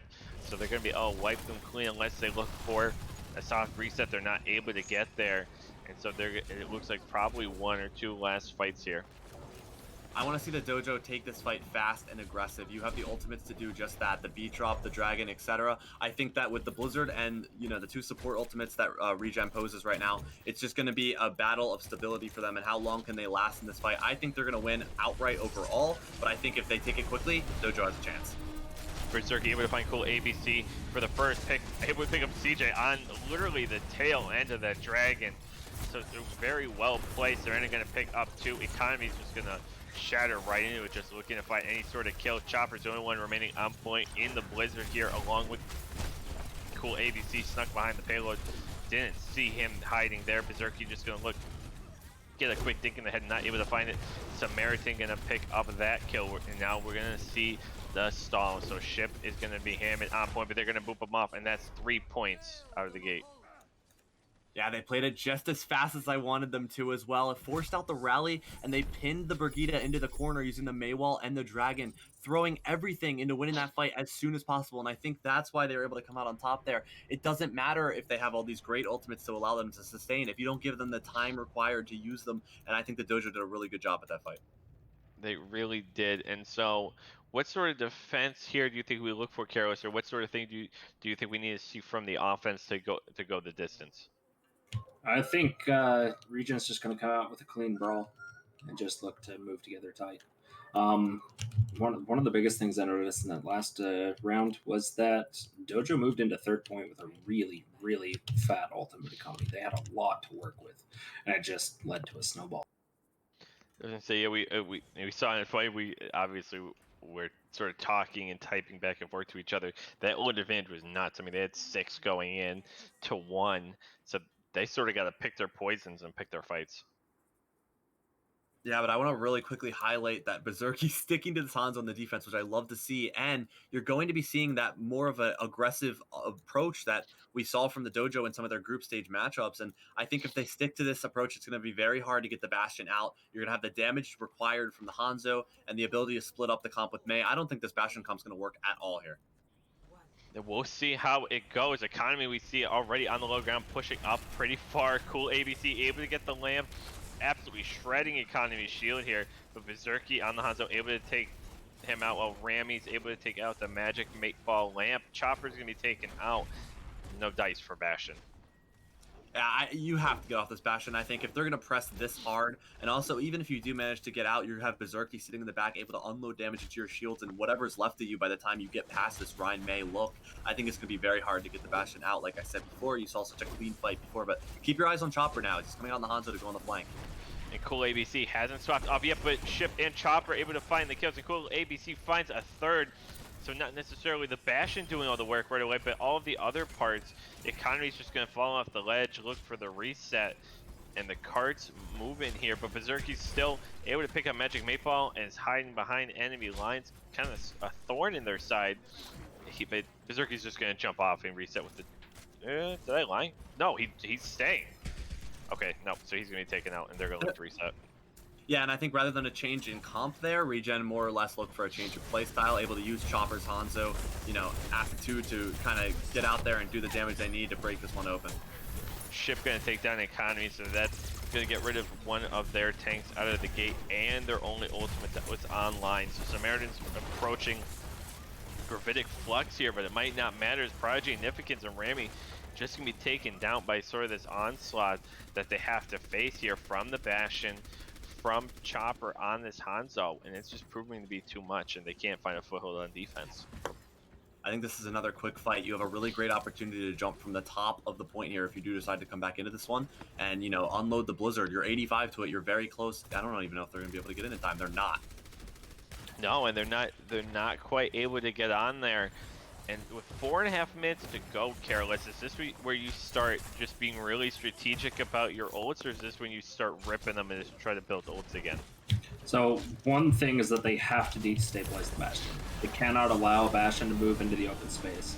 And you see really heavy investment happening right now. It's really what it takes, because if you allow Bastion to gain momentum, that's when he's going to roll through the rest of the map. And if you give, it looks like if you give Berserky momentum, he's going to roll through the rest of the team. So he's able to find two, sort of start to set up the attack here. Rami with these melee kills, holy jeez. So able to pick up Cool ABC on the Bastion kill. Samaritan going to take down Chopper here. And so they force the Bastion off cart and off the pick here. So Cool ABC is going to hop over to May. And we've got some May Hanzo action. Yeah, and I really like that. They were able to stay patient and not try and commit to a first point that may have been lost outright. Instead, they decided to stay patient and use their ultimates right as they come through the doors, just like Carolus said. And I think that's why they were able to get that Bastion swap to come through. They might have a much easier time now. Talk about an investment paying dividends. Sign me up for that portfolio here. Prodigy is going to be the one with the ult online. Hasn't been used yet, could be invested now. Chopper's going to take down Samaritan. So that's going to be a massive pick, but Prodigy going to find a headshot click for himself. Chopper going to find another, so a lot of red arrows in that upper Cornificence, and Ship going to trade basically here. Ship going to take down Rami, and so but with both supports gone, Berserky just trying to find a pick or get out of there. Not going to be able to find anything through the shield. Prodigy going to be taken out in the reset. They had the advantage from the May, as well as Cool ABC was forced to swap off of the Bastion to go to May, meaning that they had their Blizzard up and ready to go. Unfortunately, I think Lava living on the Orisa there was the big factor, able to stay alive despite the boop coming in that Rami sent through, and I think that just comes down to target focus. They really had to take that one out. So Dragon's going to go right through point. They're going to cross streams here. Chopper going to pick up two. That's going to be huge, and with a 6 on 2, they're going to be able to roll this thing through. Yeah, I mean, nothing much to say other than you saw that a lot of ultimates come out, and I think at that point, you know, it was very hard to get that positioning back if you were on the side of the Dojo. But I'm looking at third point here. What kind of ultimates do they have to, you know, make things happen? You do have the Blizzard on the side of Regen, so this fight might be very hard to win unless we see them somehow force them to use that in either an unfavorable way or however. I mean, they do have the Sigma ult to use to their advantage here in this fight, so let's see how it goes. And so the Dojo, to this point too, on this defense, we talk about how they like to set up the map, flip it, do these interesting things, and so it's like, no, they're not going to go on the low ground. They're going to right and take the high ground here. Economy's going to jump over at the last second, sort of get disjointed, but the rest of the team remains on the center of that rotation piece here. Project's going to find a kill on a Magic Maple. Berserky going to take out the lamp. Ship's going to go down next. And so, you know, we're seeing the comfort in those unorthodox plays, sort of, and able to find the high ground and really just get the cart to a stop. Yeah, and they were able to do exactly what I highlighted before that fight. Make the May use the ult in a pretty poor spot. Didn't catch anyone with that Blizzard, and that allowed them to flip the fight into their tides. They now are looking at a Blizzard for themselves going into this next fight. They're in a comfortable position to, I think, hold third point here. Chopper's going to swap over to McCree. And so Economy has ult online. Gravitic Flux comes out here. Not going to find anybody quite. Prodigy's Blizzard is going to come out next. Lava's sort of caught in the middle of it, but what an amazing shield there by Ship. Able to hold off the shatter, keep Lava alive at least for a moment before Berserky's able to put in the last hit. Chopper dueling on the high ground. Ship's following up on in the back sort of with Prodigy as this fight story and split into a bunch of different fronts. Significance is going to use ult. Sort of waiting. I expect Rami to sort of follow up shortly if they're able to get an advantage, but they don't. Massive shatter going to come out here from Lava, basically catch the rest of the team in it, and it looks like, okay, so another High Noon is going to come out here as well. Lava's got the whole group together, and they're going to move cart. You are looking at the Sigma ult Dragon combo if they do elect to use it. However, you have to worry about the immortality field that will be out as well, so it's probably best that you get that out first, and I'm not sure how they plan on doing that. So Regen with a minute 30 left here. They've got to find a way to cap third point here and go the distance as the Dojo was able to do it on their push. Magic Mayfall's lamp going to go offline. Cool ABC uses Blizzard. Isn't really able to catch anybody past Samaritan in it. Berserky's going to go down next. Lava in the back line going to just pummel Economy here. But Chopper having his way on the McCree, able to find 3, find a 4th. Lava finds Economy, and they find home plate. Yeah, a little unlucky there. If you are the Dojo, you got split up in a lot of different cases. The May walls came up on you as well while you were inside. It allowed for them to kind of take advantage of the fact that you were all over the place. Berserky got put in a tough spot. The front line got put in a tough spot, and Prodigy by himself on point. So definitely did a good job there of capitalizing on that. The Dojo had to use some ultimates to get back together, like Rally. You saw the Rally come out from them, I believe, or it was one of their support ultimates did come out. But either way, they tried to get grouped up, and unfortunately, it was just too little too late. Regen was able to capitalize on that and then use that momentum to just win the fight out. And when we look at Careless, when we look at a situation like this where time is, sort of the biggest factor more than anything, is that going to lend itself more to what people might call cheesy, like a Bastion comp, or do you think that pushes you away from something like that? You can certainly try to go all in on something like that. Playing to something a little more consistent and reliable is generally going to be a little bit more effective in a situation like this, because you want some of that versatility to be able to accommodate multiple situations. If you take Bastion, you have one go at it, but if you take something a little more consistent, you have a lot more ebb and flow and a little more ability to adapt. Sounds good. And so we're going to see what they decide to go with. We see Prodigy on a Soldier, so we haven't seen. Nope. I jinxed it. So Prodigy's going to swap over to the May here at the last second. Berserky going to stay on that Hanzo. Chopper coming out on the McCree.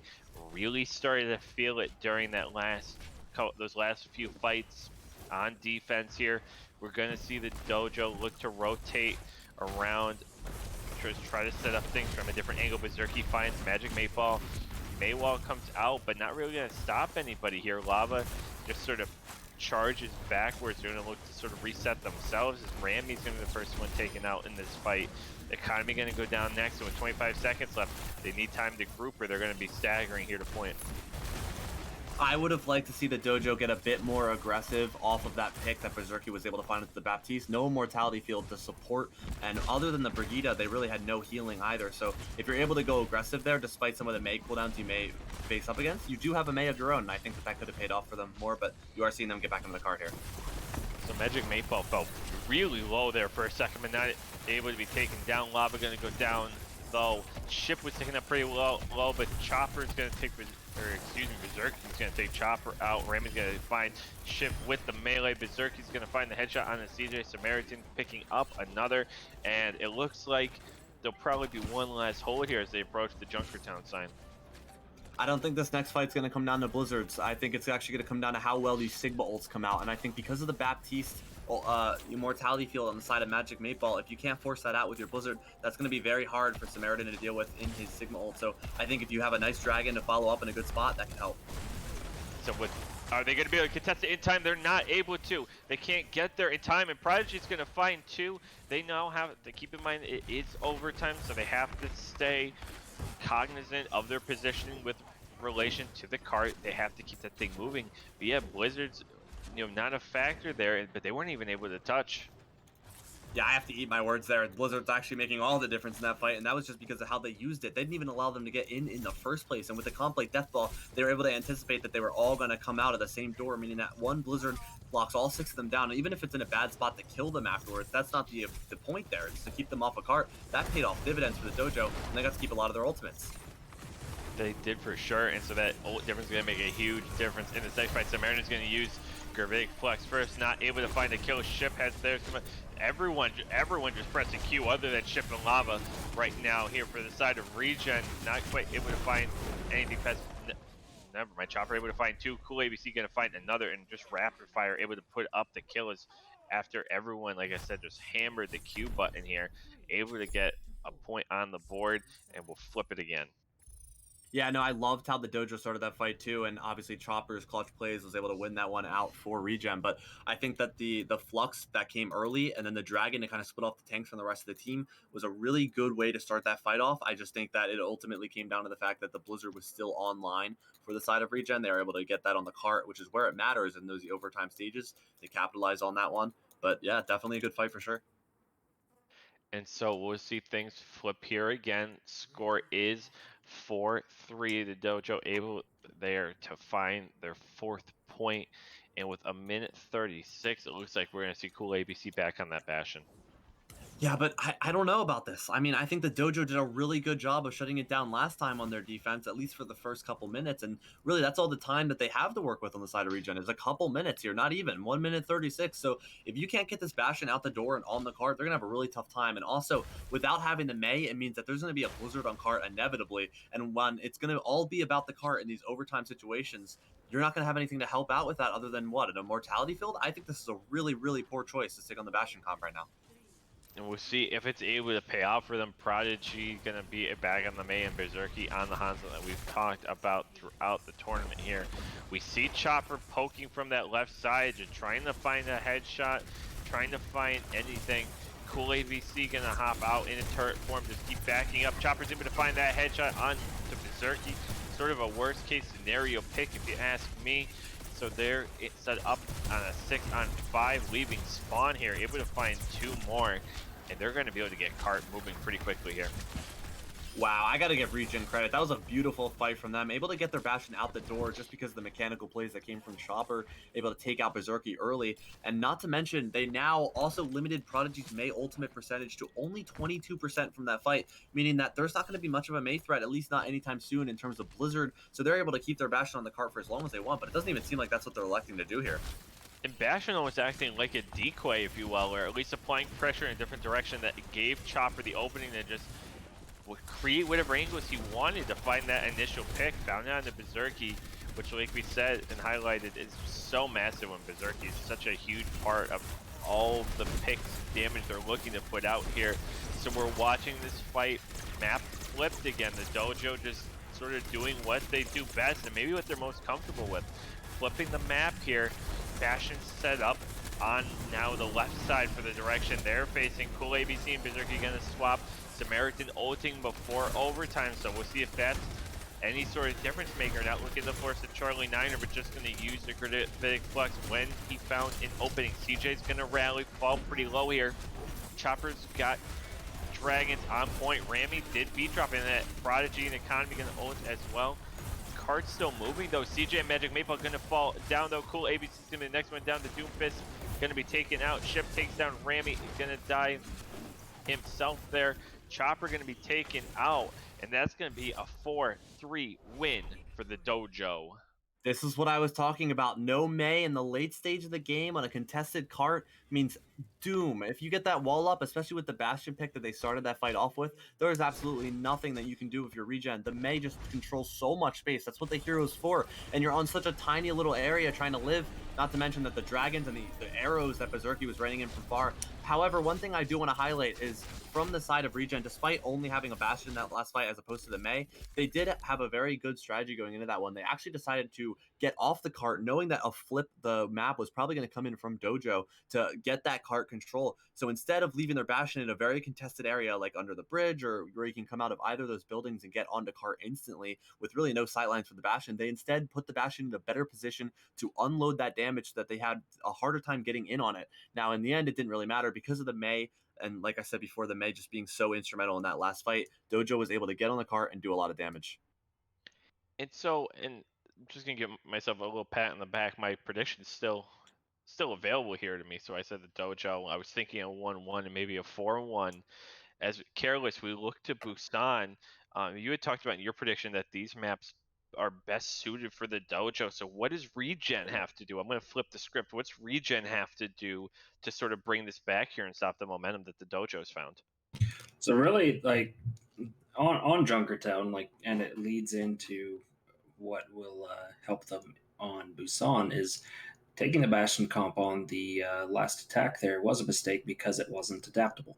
They have to be taking their more adaptable compositions, and if that's the Rhine Sigma or Rhine Diva, they can take their adaptable compositions and meet what the Dojo brings to the table. They just need to kind of double down on really adhering to their fundamentals, rotating tight, staying together, target focus, playing for each other. And if they can do that, they can break what the Dojo brings to the table. It's so Careless. It's okay. You can say it. You want to see a sim. You can say it. I'm not. Hey, honestly, no cap. They should have done Sim Bastion on attack. then they could have teleported out the door for free onto the high ground. And just You're right. mowed No out. cap. They did not cap the first point. Correct. They correct. probably should have run that one if they wanted to get the space needed. But either way, Paul, you did say you wanted to pat yourself on the back a little bit. I'll take the time to pat myself on the back because currently my map predictions as well as my match score does still stand. I have Kings Row going the way of Regen, and I also had the Dojo picking up Junkertown as I thought the open map would play to their advantage, and it did. So looking at Busan here, let's see if I can keep that streak going. Maybe, who knows? Yeah, and we'll see if the Dojo can keep their streak going. So we'll give you our little plug here just to remind you this is a race to 4, best of 7, 1-1 split so far. So we have at least 3 more maps coming your way. You are watching Revolution Esports' Outbreak T3 tournament. These teams competing for a prize pool of $1,000.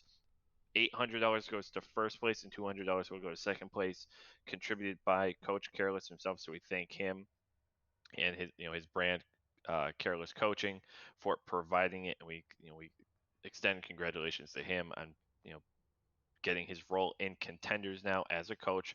So thank you everything for Coach Careless, and we want to say GGs and congrats to everyone that competed in this tournament.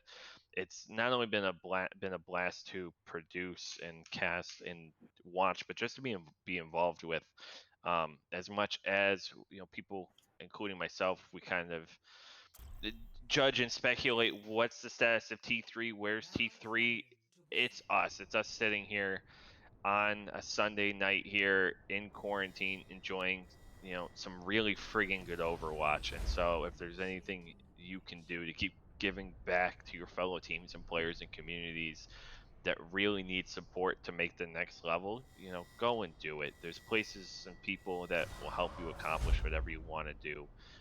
So dream big and do it big. And so, Maddie, what are we looking at here at Busan as we're loading in?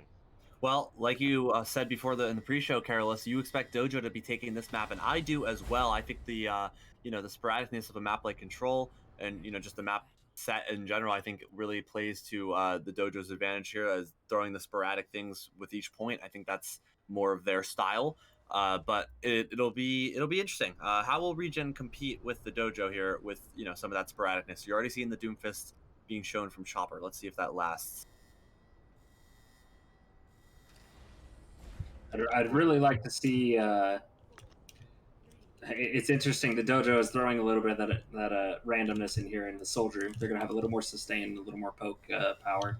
They just really need to close distance quickly and get the brawl started. And so Berserky gonna come out here on Soldier. We got teased with the Soldier and Spawn for just a second, but we're gonna actually see it come out here. Cool ABC gonna be the first one to go down though to Economy. So the Dojo finding that early pick. Magic Mayflow's Lamp's gonna go down next. It's always important to highlight that, I think from a viewing perspective, that once that comes down, the green light says go, and so Chopper's gonna be taken down next. Economy look just to hit shift and get in there. Lava's just narrowly gonna miss that pin. If anything got bumped a little bit, Ship gonna go down. Magic Mate's gonna jump off here, and that's a cool, clean cap for the Dojo. Yeah, I think Berserky did a lot better of a job at getting on that off-angle, flank angle than we saw Chopper there, and I think that just comes down to the hero choice. I think Soldier, a bit quicker, obviously, than the McCree, allows you to get to even farther away angles quicker and, keep yourself out of danger while also putting down the damage needed to win fights. Ult Economy here, as Careless is sort of put as a point of emphasis here, even now in my casting I'm noticing it. Significance, Economy, Samaritan, all gonna have their ults online now, if not shortly, but Lava is gonna find the first kill here on Significance, so no ult available there. We're gonna see that 6-on-5, and I was gonna say they have to look to take advantage of it because that's not gonna last super long on a speedy character. Moira to get back. Gravitic Flex is gonna come out here. Are they able to find CJ? They are. So Samaritan's gonna find CJ here. We're gonna see Shatter come out from Economy, maybe a little too cheeky. Did it away from the rest of his team here, but Rami and Prodigy able to clean things up. Prodigy just moving right through the front line here. They've already pushed this over 60%.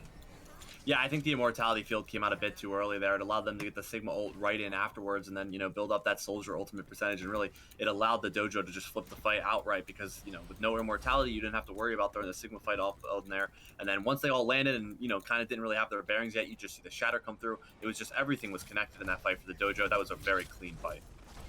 Prodigy's got ult on the line. Lava and Ship have theirs next. High Noon gonna sort of spread everyone out and just wait it out. Chopper not able to land anybody. That comes off. We see Lava right on point. And I think for a second I thought they might just give it if they just didn't have the right angle. They have the percent to work with if they chose to do so. Cool ABC's gonna first one to go down. Prodigy's gonna ult as well. Rami's gonna beat drop in. They have a 6-on-5 and they can smell the advantage. Economy's gonna pin Lava. CJ's gonna go down next. Berserky finds another kill. Chopper's gonna find something on the Randy at least to make it interesting here.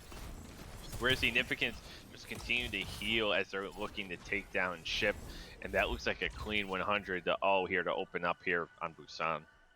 Yeah, and it kind of feels like both teams decided to stick at least one person outside of their main, death ball-y type of comp. And in the case of the Dojo, it was Berserky, and then you saw Chopper going off on a lot of flanks on the side of Regen. And I highlighted it right off the first fight. I just thought Berserky on the Soldier was a lot better of an option to be doing those kinds of flanks with Soldier especially. But I also think it just came down to the ultimate usage and the way that the Dojo were able to use the momentum of their first fight win to just kind of spiral into the rest of the point. And that's normally what you see on maps like Busan is, if the first fight goes to a team, they're probably going to end up winning the map. And I think that's just a control thing in general.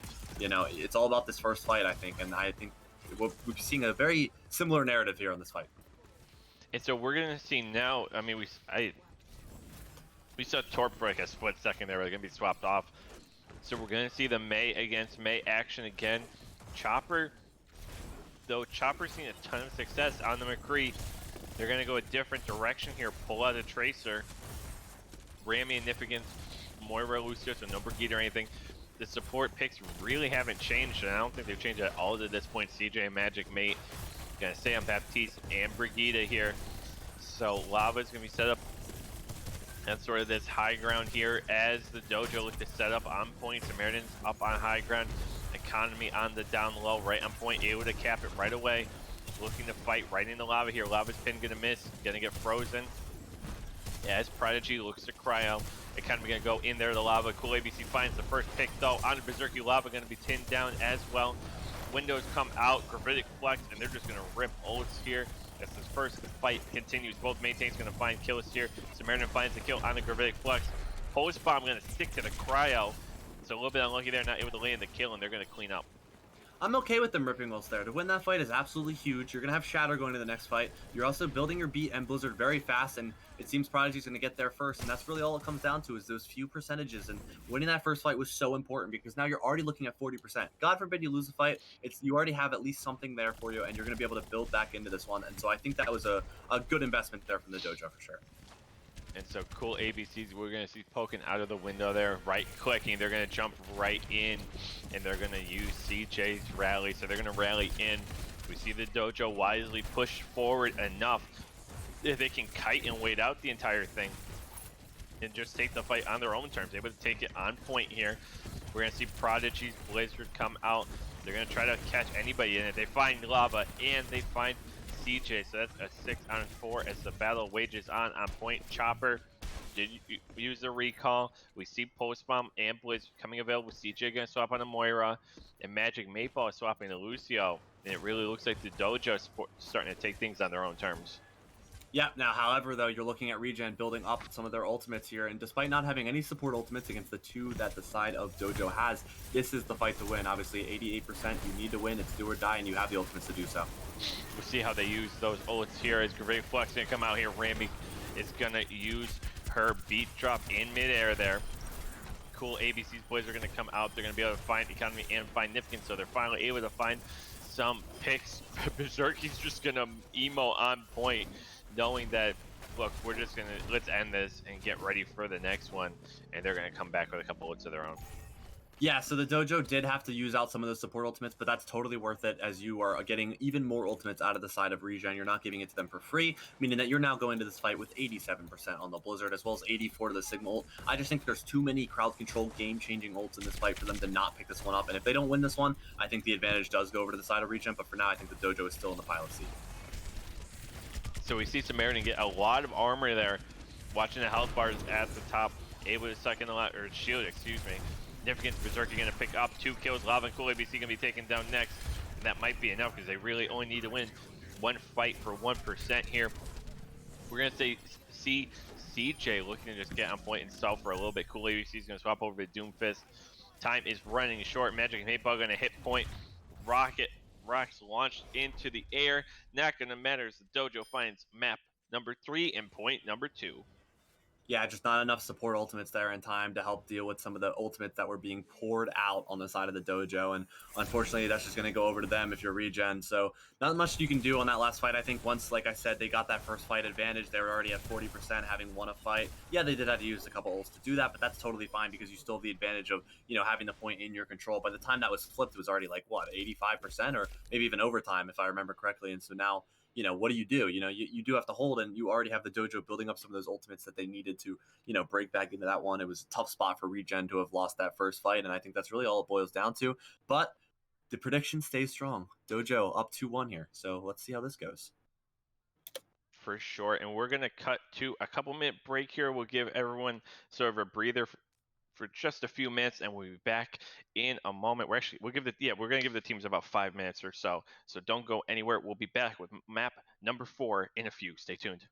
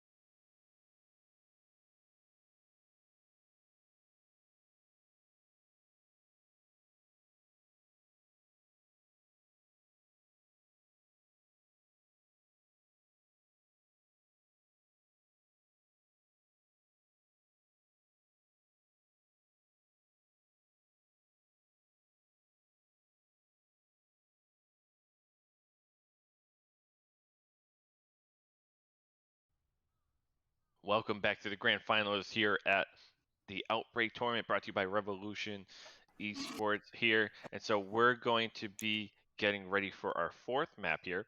So at this point, the Dojo went up 2-1. And now welcome back into the booth, Maddie and Careless. So guys, and we'll kick it to Maddie first. What do we expect here on Hanamura? So I think Hanamura is a must-win map for Regen at this point. You're going down 2-1. The Dojo has the advantage of 2 maps behind their back, and Hanamura is one of those linear maps. Carlos was actually telling us over the break that that's the maps he expects Regen to be picking up is, maps that are kind of straightforward, linear, and I think Hanamura is one of those maps where it really comes down to how well you work as a team, and I think Regen has shown that, especially on King's Row, they can work very well together, and I think that's going to allow them to pick up a map like Hanamura. And I think the Dojo, they do have the momentum, so it's definitely a winnable map for them. Maybe they throw us a curveball or two, but either way, I think this map, like I said, if Regen drops this map, I think the Dojo is going to win this one outright 4-1. The same prediction Paul gave us before the show. And Careless, what are your thoughts as we're loading in here? What do you expect, or what do you think one team has to do, like Regen, to get back in it, or Dojo to finish them off? Regen just needs to play their game the way they've been playing it. I think just that on these maps where it's a lot more difficult for Dojo to spread out and generate a ton of angles is going to keep things together.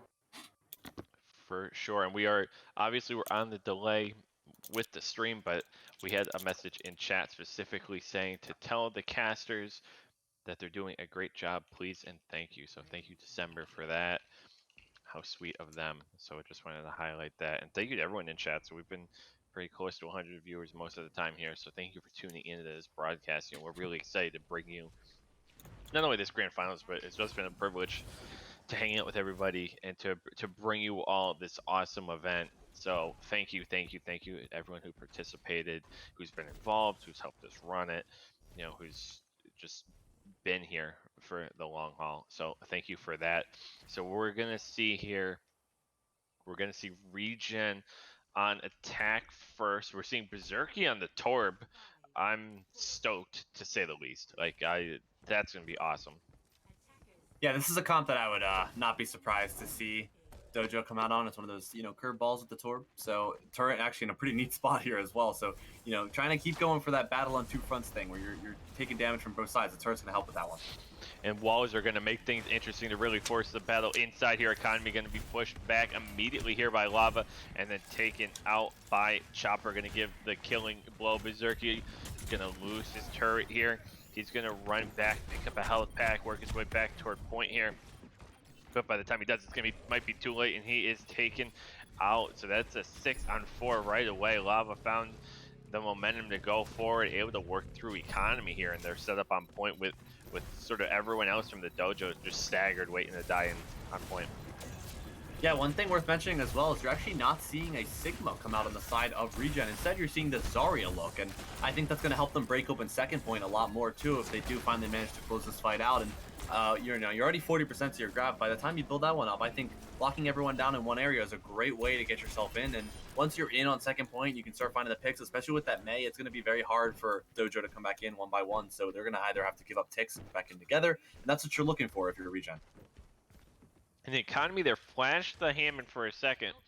And I mean, I understand the need to switch off. We've seen it before, not on this map, but we've seen Economy play the Hammond before in this tournament. Going to swap back to Orion Sigma traditionally. Massive gravitic flux, going to find 4 in the air. Project's going to take down Chopper here. We're going to see a Shatter come out, Charge come in, not able to find anything quite yet. Magic Maypal going to use the beat drop. That's helping them pick up a few more kills here. Prodigy Economy going to be taken down.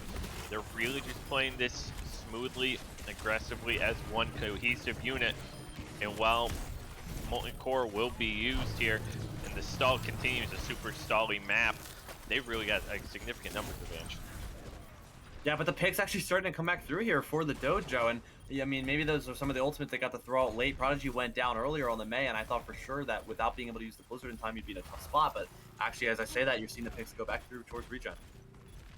And they're able to keep that momentum going here. Magic Maypal picking up 2. Economy going to work on the point here. Cool AVC really just able to continue to freeze as much as they are. Economy going to find Magic Maypal though. Again, obviously, significant spawn advantage, And we're already seeing they still haven't even gotten a tick. A map like this against Spawnavinge playing such a huge part, you know, where you have to have such an advantage for some off point. Just a pick or two is going to cause a huge difference. Berserky able to find Chopper at least, find Magic Mateball. And so if they're able to get back on the point, they might be able to push them off in a 6-on-4 scenario. But they were able to find two. And the Samaritan comes in. Oh, what a pin. Stop the shatter here. So the contest continues. It looks like they might have a numbers advantage. They're going to be able to push them off. Yeah, it seems like the fight win is going to go over to the Dojo after a lot of just, you know, wrestling and poking at each other, but finally someone is going to come out on top. However, I have to credit the 2 ticks that were given over to the side of Regen to the grab. You're actually going to be seeing Ship go over to the D.Va now, but while they were on the Zarya, they were able to lock down the Hammond, and I think without that Hammond in play, they were easily able to tick up what would have been a very hard 2 ticks to earn, and that's all it takes. You know, this is a very hard point to break open traditionally, so you have to take it tick by tick, and it seems like that's exactly what they plan on doing on the side of Regen. For sure, and so we're going to see Chopper coming out here. He's going to have ult available. Going to use it right away. High Noon is online. We're going to see if able to land any kills from the higher ground. Not quite. You got to keep in mind the progress of point. They only need 1 tick right now. So we see CJ's ult going to hit Rami. Samaritan going to be taking that as well. So that leaves a pretty significant numbers advantage on points and 6-on-3, but spawn advantage going to continue to play a major part here. Samaritan going to hit the pole and not come out from the top ropes here. Magic Mateball is going to beat drop. They're going to find 4 and clean it up to find second point. Yeah, I think Economy sticking to the ball there was a big mistake. I know you have the mines, but it's very, very hard to keep them from breaking in with the ball, in my opinion, especially on a map like Hanamura. It's very tight hallways. You can't really go through them and boop them back the way that you would on some other maps without getting locked down, especially by the Mei. So it's very hard to make that one work. And I know that the mines were supposed to be kind of just dropped on point and kept them away. I actually think if you were going to use those mines at all, it had to be while they were still trying to get in through one of those angles and just deny them that space. But either way, I really don't think sticking on the ball was the plan there just because of the ultimate. And Careless, when we're looking at holding from the other side, what do you think is going to be instrumental in this next offense? Well, for the defending team, they've just got to play to choke it out. They've got to keep the access from pouring in. Really on Regen's attack, they kind of just walked through first choke for free. It wasn't really super contested. They didn't have to spend a lot on their way in, and that meant that all of the resources that they would have spent breaking through the choke were then instead spent, you know, taking aggressive action into the enemy team. And we'll see how this goes. So 2:40 left on the clock, and on a map like Hanamura where momentum can swing so quickly, but staggers and stalls can last so long, that's going to be an important thing to keep in mind. So we see Chopper and ABC going to come out in the Doomfist Reaper combo out of the gate. We see Berserky going to go onto the sim, so we might see a nice teleport on the point. We'll see if they're able to set that up. They're going to have to get in there and get in there quick. So we're sort of seeing a delay. They're sort of dancing around the spawn area, I think, just trying to throw them off potentially. So we're going to wait this thing out, see if they can get a teleport on the point. And they do. High ground. Yep, I think that's a smarter way to break into this point if you are on the side, because of the Doomfist Reaper, they're going to be able to put instant pressure on you the minute you come through on an area in front of them, especially with that punch. It allows you to maybe not get one shot as quickly here.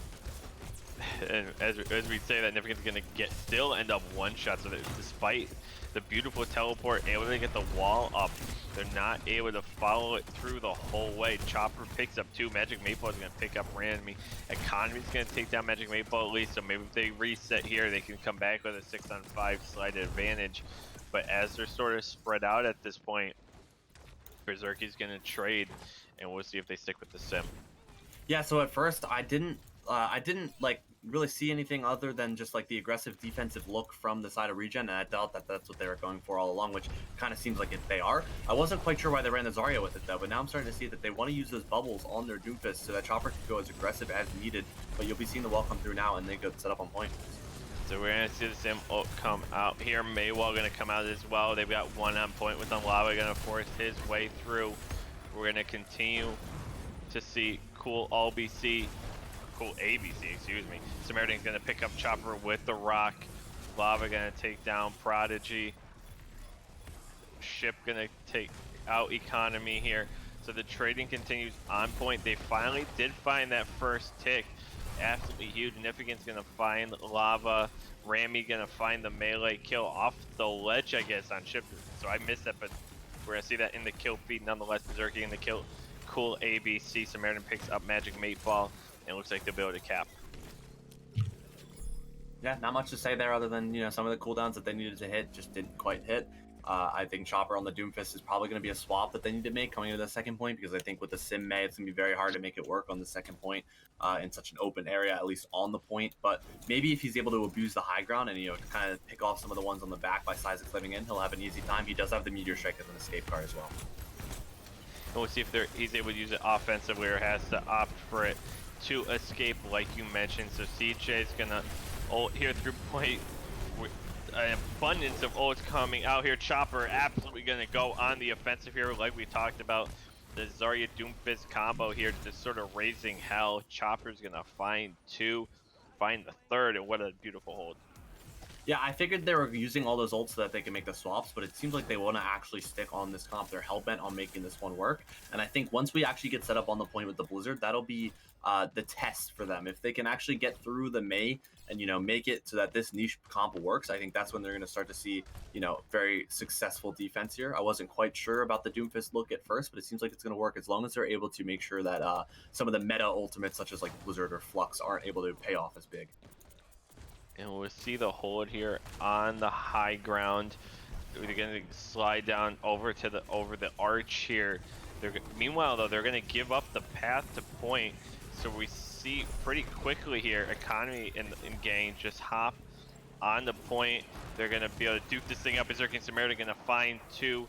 Cool ABC not able to pick up anything, and by sort of flipping the map again to their advantage here, the Dojo is going to look to cap and maybe make this thing, almost exactly tied. They've got 6% more to go. Make it 2. Magic Mate's going to get rocked, and with 240 and change, they'll put it away. Yeah, this is what I was talking about, though, is the May comp just ending off, paying off well. They're able to push it through the top hallway, and now what the Doomfist Reaper comp wants to do is not even give you that time to get set up where you want to be. They want to pick you off in your initiation as you're still coming into the fight, right? In your transitional periods, right? But I think the May wall from Prodigy able to deny that Doom punch in was really just the nail on the coffin. From that point, there's not much they can do to kind of get back in. They already committed the bubble. They committed some of those cooldowns to try and get in on them while they're transitioning. Once they get up to the point and pop the Flux, I knew for a fact that it was probably going to be at least 2 ticks coming on the side of the Dojo, but they ended up just getting the entire point altogether. So bringing us to, I guess you could say, overtime rounds of Hanamura here. And Careless, what do you look for? So you got 2 minutes on the clock, half your usual time to work with.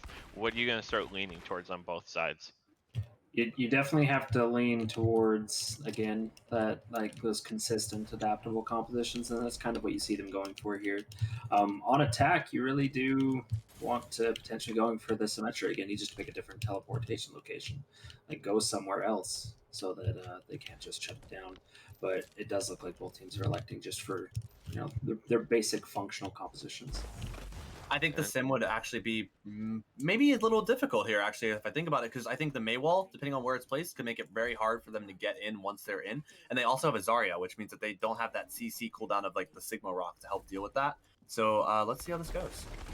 And so we're going to see, like we mentioned, sort of their stable comps coming in. Both walls are already used, and right out of the gate, Economy put in a very difficult spot, sort of caught out, not with the rest of the team and not where he wanted to be, certainly. So they're going to rotate around point. They've got a numbers advantage, and they've got a positional advantage as well here. Samaritan also already almost has Gravitic Flux, which is a massive, especially on a first point like this. CJ's going to have the Coalescence, is already going to burn it. Samaritan, like we said, has Gravitic Flux, is going to use it. Zarya able to bubble herself and Chopper. So that's not going to pay off at all. Economy and Prodigy going to find 2 picks here, beginning to mount the hold again, try to flip the fight on its head, despite losing it early on, and they're only going to give up a tick, actually. Yeah, that fight was very, very clean on the reinitiation. They kind of got zoned out for a little while, but they were able to come back into that one. And I think now from that fight, you're looking at a high noon and a rally on the side of the dojo. And I think if you use that high noon effectively, so that like you're able to keep it alive and keep some of the space, it'll make it very easy for you to hold this fight here. And so we're going to see, again, Economy again a little bit cut out in the last fight. See how they're able to apply pressure to May, while Lava is just going to try to back up through it, basically. Berserky's not going to land anybody with the high noon. They're going to rotate around Cliffside, basically. Try to get onto point. They have 10 seconds left. There's no picks. Chopper's got high noon. Nipikins has her rally, and Economy has his shatter. So everyone just runs. Wall is going to come up. High Noon's gonna be taken out. CJ Coalescence, Magic Mayfall is gonna beat drop. Economy's able to find 3 or 4 in the Shatter. Gonna try to take the business to Lava. Lava shatters into a wall. Not able to find anybody, but they're able to find 3 picks away from the Ryan shields here. Ship gonna take the significance. Economy's at least able to find 1 in the pin, but it looks like that's gonna be an easy cap here for the Regen. Yeah, and this will be this next fight anyways, will be the battle of kind of concepts here, as you're looking at the Sigma run with the Rhine versus the Zarya, which has been pretty much the highlight of this entire map. You're looking at Grab versus Flux. In terms of ultimates, who comes out on top, do we think, Careless? It's really hard to say. The defensively postured team has the benefit of not having to move through any spaces and instead contesting those spaces, and they should be able to shut them down on their access with Sigma ult. So Cool ABC Ship have ults online, Prodigy and Samaritan. Meanwhile, like Maddie said, we're gonna see Great Flux be comboed with a Maywa, sort of separate the pack here. Samaritan and Berserker gonna find the first 2, set them up on the 6-on-4 situation on point. They need to make sure they don't give up any takes here. They can play that game, and they can play the numbers game with a 6-on-2 advantage. Nipkin's gonna clean up Cool ABC, but they'll try to just look for anything on point, but Berserker says, no, not today. 1 point here for Regen. Yeah, so it seems like the Sigma came out on top there, and I think it just boils down to the fact that the Flux is going to control a much greater area, at least, I think, than the Grab would traditionally. So I think that makes it, very easy to control some of that space, especially considering, where they have to go. They have to get to the point. They only have 30 seconds to do so. So the Sigma will be coming out on top there either way. I think we saw some really good mechanical plays on both sides, though. We had a couple clutch shots come through for Chopper. Prodigy and Berserky all game have been laying out the damage too. So taking that into this next attacking round, I could totally see the Dojo pushing through here and getting even a tick on second point, winning this map outright. And I mean, if you're Regen, you have to hold first here. And Careless, and I've always sort of wondered this. So you already know you only need 1 tick on second point. Does that play, or should that play into a player's head to not use ults and look to snowball, or is that something you tell your players, no, play to win this point and then worry about next? You really have to, honestly, you have to play for your minimum goal as being the draw. So if you have to invest heavily for first point, so be it. If the fight's going so well and you get some kind of early pick or an ultimate gets some really good value on first point and you're able to just take it through like a neutral fight to win first point, then yes, you can preserve some ultimate economy for second, but generally that's not going to be very realistic. And so we'll see how they attack this. So we're Samaritan going to go onto the Winston. So we see the cleave damage that we talked about in the pregame with a Reaper. Nope, they're going to swap off of that, but we saw it at least for a second. They thought about it, going to decide otherwise. Ana makes her first appearance. CJ is going to opt for the Ana with Magic Mayfall, so we see out here. So they're going to flip a little bit of the comps that we've seen to this point, using up a lot of time though before they approach point, even get any ults built up. Berserky's going to look for a strategically placed teleport. They're going to go to the opposite side, go cliff side. Not quite what I was expecting. I was expecting more of the closer high ground here. We're going to see Rami return to her team. The 6-on-6 is continued here. The teleporter has been moved, so they're going to have turrets on point. Ship's going to be the first one taken down. Lava's going to fall very short here. Going to be taken out, so no tanks available here for Regen. So they've got a 6-on-4 and an uphill battle, and it looks like they're going to be able to cap and move on to the next point. Yeah, Careless, you probably had to be grinning ear to ear there as you see the Symmetra come out and pay dividends. They're able to get into an advantageous position to break that point open, and now you're looking at a draw or lose scenario for Regen. And we talked about it before. If they lose this map, they're going to be in big trouble for the rest of the series, and my prediction will be shattered. So I do want to see a hold come through, but I think either way it is shattered since we are seeing the draw. But either way, we have to talk about the potential win here for Yeah, Dojo. and I think the interesting thing we talked about too is Dojo was we thought Dojo would excel in control, and they did. And this is one of those maps that we thought would sort of be in favor of Regen. And CJ gets taken down right away. So if the Dojo wins a map that we sort of expected to go the other way, Regen's gonna have to find their footing elsewhere. But they're really split up here. So Ramy's gonna be taken down as a byproduct of that sort of organic split. The fight continues on point. Berserky has the sim wall out. Chopper is gonna peek through the hole in the wall, able to find Prodigy. The wall not able to contain him. He's able to find one with 24 seconds left on the clock. It's sort of do or die. Electric Cowboy is looking alive. Berserky is gonna be taken out. They're not gonna, I don't think they're gonna get a reset here. Yeah, it looks like the draw will be coming through here, and yeah, I highly doubt we'll be seeing a reset, which is really unfortunate because you do have the Blizzard on the side of the Dojo, but it seems like they're never going to be able to get back into this one and use it unless they get the ball in time. No, and so we look at a draw, and so they sort of got split off there at the end. And once Ramy went down, it was clear the split wasn't what they bargained for.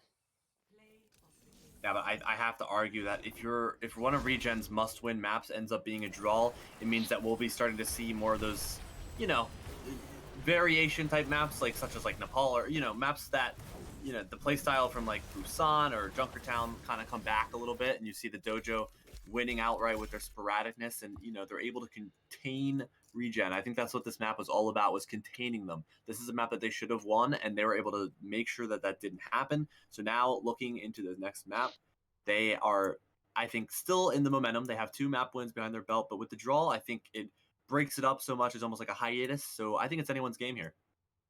And so as we look at the next maps and the way the maps were set up, because they were pre-selected, ones that players are really familiar with and they're super competitive, but also so that we don't end up playing 9 or 10 maps and pushing these teams to the brink of sanity. So Kings Road, Junkertown, Busan, Hanamura, which you just saw, which was the draw.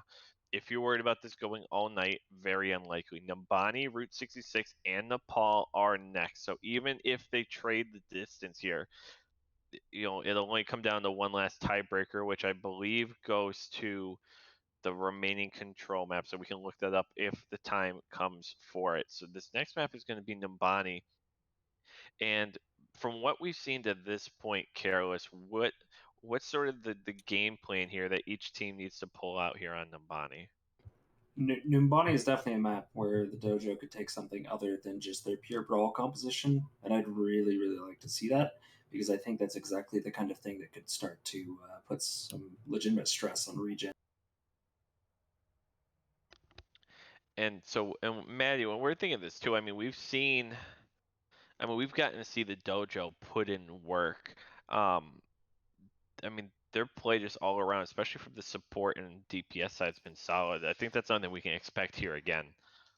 Oh, for sure. And if we're talking DPS, there's actually a DPS hero in particular I really want to see here on Numbani. One that takes to the air. And you're probably left with 2 options now because of that new hero. And it actually is the new hero I'm talking about. I think Echo's a great pick here. It might seem a little crazy, but on first point, I think because Numbani is one of those maps, it's almost like a mix of like, there's a lot of high ground, but there's also a lot of like close corridors, depending on how you decide to take it, right? So you have like inside hallways. And I think that's perfect for Echo sticky bombs. If you're able to place them in the right spot, I think it's a really, really good option here. Obviously not the only option. We could also see Pharah maybe make a big splash in this map, but I just want to see a bit of some air battles, kind of like how I wanted to see a bit of Hanzo and Junkertown. It's almost that itch is coming back, but it's for Pharah Echo. And so we'll load in here to map number 5. This is a race to 4, best of 7. And so we'll take a second here to remind you that soon, we'll probably after this map, we'll start thinking about opening up voting for the Careless Coaching Outbreak MVP, our most valuable player award. And then we'll be bringing in the MVP and the winning coach for an interview after the match. If you want to continue to find updates here, for Revolution. You can find us in our Discord server. You can also find us on Twitter, Revolution_OW. And again, hey, if you like Rogue Energy, we have a code for that. 10% off your next purchase. Use coupon code TORB10. That is TORB 10. And so we'll look at the attack here. We're going to see Ship Lava on a Sigma Winston, Cool ABC Chopper going to an Echo Soldier, and CJ Magic Mateball going to go to an Ana Brigida. So playing in this sort of a standard Dojo comp here, we're seeing a big shakeup here from Regen. Yeah, consider the Echo itch to scratch, as you're going to be seeing Cool ABC take to the skies. And actually, in the meantime, though, there was a fight going on in the back, and you saw some picks come through there very quickly for the Dojo, and I think that's going to not really affect too much. You didn't have too much of a commitment, so they're still, you know, they're relatively even in ultimates, but you are seeing some of the ultimate percentage go in the way, especially of Nifkins on the Moira, but that's to be expected with how fast Moira's ultimate builds. And so Chopper's going to pick up the first pick here as they're beginning to rotate back into the point. So we're going to see Rami's going to be the last one coming back in from spawn, but obviously Zeus are going to get back there fairly quickly here. Big anti going to come out here on Samaritan Economy and Prodigy, but they're going to be healed back up here. The 6-on-6 is able to come back in here as Rami's able to make her way back from point. Wall's going to come out, find a few. Anti's going to land onto Economy, so he's in trouble. He's going to be taken out. Samaritan's going to take down Magic Mateball. So the pigs continue to shields drop. We'll consider Brigida a shield just for the sake of argument here. Significant's going to use her Coalescence here. Regen just not able to find a foothold here. Yeah, ABC did a really good job on that fight, as well as just staying alive on the outer edges of the map, and it made it very hard for Chopper to try and lock that one down.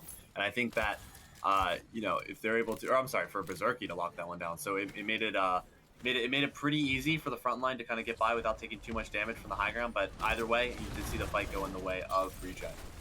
And so Ship and Lava going to work their way onto the high ground here. Economy's going to pin Ship. It's Samaritan Project, the next one taken out. The Monkey is mad. He's nanoed. He's looking to get right in there. I wonder if they had that nano primal planned here. Definitely not what you normally see, but Cool ABC going to go into Berserky, and Rami going to be taken out as well. And they're going to finally be able to cap here with just under 2 minutes to go. Yeah, but now you have to take a look at the ultimates that the Dojo do pose to, you know, get some stops on second. It's like we talked about on King's Row, actually, to throw it back a couple maps here, is they did end up giving up first pretty decisively on that fight, at least, but now they have a lot of ultimates to stop them early on second. However, the spawns did not come through like they did on King's Row, so the space will be given here to Regen, at least for the time being, but I think they have the ultimates to take that space back. And as they look to take to the streets here, Careless, do you think that they're going to be able to stick with this comp, or is this actually better in this sort of space here? This area actually favors the dive much more than the brawl, so it's going to be really hard for Regen to develop stabilization here. And so we see Cool ABC. So you're going to use the Blizzard there in the ult. Chopper's going to use the Visor. They're going to find 4 pretty quickly. They invested a lot in that fight. It pays off, and they find what is an ace. I think Regen got the most value out of that fight than any other fight they'll get in the series, period. That was 5 ultimates that came out on the side of Dojo and basically did nothing. But the only saving grace for Dojo right now is that they have an ultimate that's probably worth 5 ultimates on their side. That's in the Blizzard. If you can get on cart and use that in time, it doesn't look like they're going to be able to. So I guess if you can hold third point with it, but either way, you can only give up so much space here, so they should start throwing that Blizzard out pretty soon. And we'll see if they're able to use it. Prodigy has it locked and loaded here. They're able to find that second point and roll it on through. Lava does have Primal Rage available. Prodigy, like we said, has the Blizzard. That's the only ultimate for that side. I don't believe we highlighted Berserky is on Tracer now. So we're going to see Berserky messing around in the backlines a lot more. Rami looking for something cheeky, going to get caught out, and she's going to be the first one taken down. Diffigen's going to be taken down as well. So both supports taken out. Prodigy and Samaritan quickly follow, and they're going to force the Dojo here into a difficult spot where they might only have a chance to hold and a chance to stall. Yeah, it's the Berserky Soldier sedated, Cool ABC activated. The Echo taking to the skies, finding a couple picks on the back end of that fight, and now I think with a lot less pressure going on to that Echo, Cool ABC is going to be able to do a lot more, especially to this backline Ana. And so we're going to see a Nano come out here. no kills yet quite from that. And so we're going to watch the exchange of ults continue. Cool ABC's going to have ult online. Curious to see who they decide to pocket. They're going to go with a Moira here, get a little extra healing in a really quick coalescence. Not able to find it. The Echo is pinned and taken out. Very well done to find a pin onto a Moira Echo here by Economy. Economy's going to be taken fairly low. Has Shatter available. Prodigy's going to be taken out as Economy. That gives them a 6-on-5, making it a 6-on-3 here for Regen. And they've got a real opportunity here to push it through. Yeah, for sure. And you're just seeing some of the ultimates come out late and pay dividends. But I think the swap to Tracer wasn't necessarily the play. I think it didn't do a good enough job of denying the Echo the space that she needed to get work done. And I just think that really, what did you build? One pulse bomb and didn't even get to use it by the end of the fight. I just think that there could have been a different swap made there, or even sticking with the soldier, I think would have been the good option. I think it was the right idea to, maybe change things up because they weren't working 2 points in. But I just think there has to be a point in which you decide to go with a bit of a better option than just the Tracer.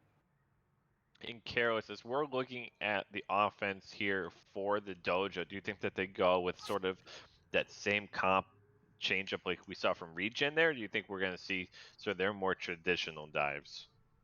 I think Regen hopefully will have learned here, and it appears that they have, that this composition is really, really hard for the Dojo to deal with. I think that, I'm pretty sure they're going to take this composition for the rest of the series and just push the Dojo to their limits. Now, taking Reaper Torb, actually, and even Moira in this, will buffer a lot of the damage that will try to come in from the Echo, and we'll see how they can close distance and sustain. What does make that so lethal? I mean, so Echo's still fairly new to the game. Is it just the different angles, or is there something more to it? Her vertical mobility and her damage output combined, she's extremely lethal right now. The ramp up on her beam when somebody's below half health is just incredibly powerful kill confirmation. So basically, Coach, what we're getting at is we might be seeing Echo for the rest of the series. That's what I like to hear here. Is Cool ABC 26 to the ultimate. Wow. Yeah, and Cool ABC going to be off to a hot start. And we're going to see probably a lot of variety here on who Echo wants to take over. We even saw a Moira take over on the back end of this. So, like we said, highlighted Berserking Prodigy on the Reaper and Torb. Berserking can be taken out. The Dojo, again, they love to flip the map. We've seen that sort of time and time again. They only have 5 though, and as they're in this corridor, and with Cool ABC getting close to ult, sort of put in a difficult spot. Soldier's gonna come back now instead of Reaper, and maybe their original plan sort of tossed by the wayside. Look at this shift, though. You saw Regen actually move over to try and deal with the soldier on his way in, knowing that they're just waiting in the backline for him to get there anyways. May as well deny the time, but actually in the meantime, that may have been a mistake as the Dojo was able to take all the high ground space they wanted and just move in. Yeah, so they're able to pick up too, while Rami and Prodigy can be taken down though, but Samaritan absolutely rocks Lava from across the road here. It didn't look twice. He gets taken out. We're gonna see we're gonna see Cool ABC on the Echo Rhine. Gonna look to get that very quick shatter, obviously with Echo's capabilities here. Gonna find the shatter. Seemed like it was sort of hit flat. Finds the second shatter. Oh my god, takes out Economy. And I mean, that's gotta be sort of tilting.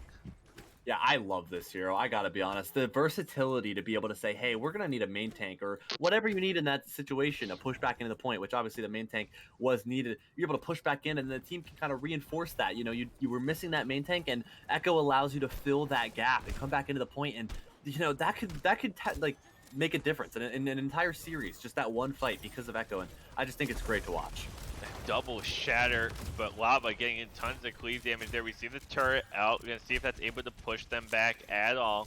Berserky's sort of caught away from the team. They haven't really noticed that to punish it yet, but with Cool ABC standing above them, gonna just funnel damage down the lane. Gonna try to look to build up another old chopper's gonna have Visor in a second. Berserky and Rami are taken out, and under 1:30 here, they are respectfully and smartly backing off here. They've got to allow themselves at least one more fight, if not 2 or 3.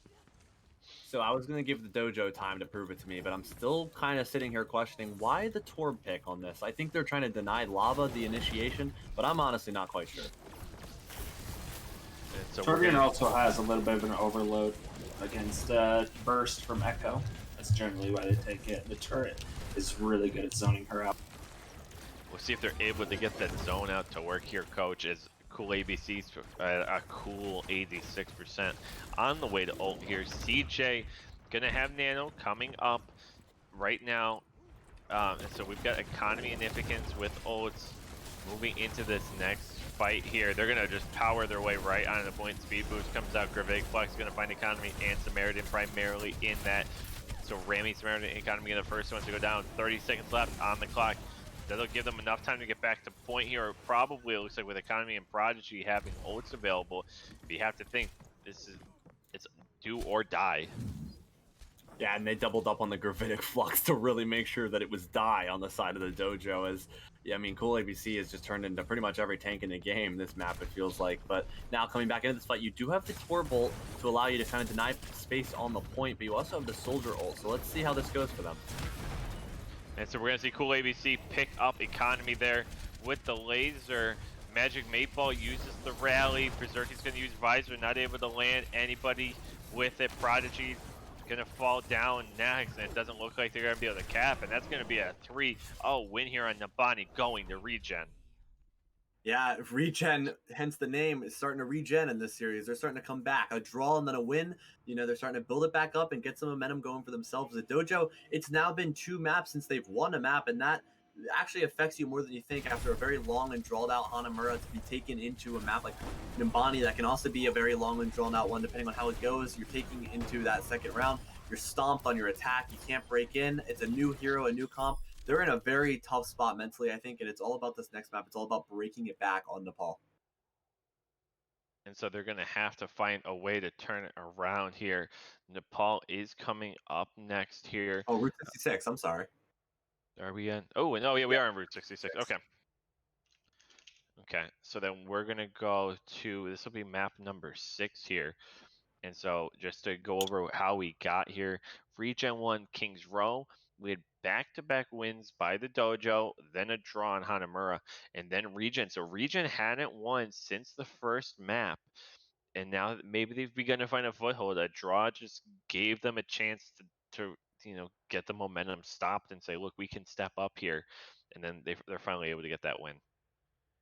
Yeah, I think this is another map where we could see Regen be taking it for sure. It's a very linear map, and though I did say the Dojo would win this one in my predictions, I had to give it some more thought, and now I can totally see a world in which really either of these teams win. I mean, especially with the momentum now that Regen is built from 2 maps of just, stopping the Dojo from, spreading and spreading their wins into this one. So I just think if Regen can, use that foothold that they just gave themselves to push the momentum into this map win, I think they're going to be looking at a series win on their hand as well.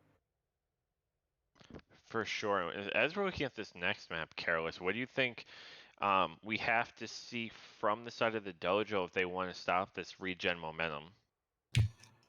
They have to learn to function against the Echo Dive composition, is really what it comes down to. Because Regen has figured out that they're a little weak against it. They're going to look to abuse that fact.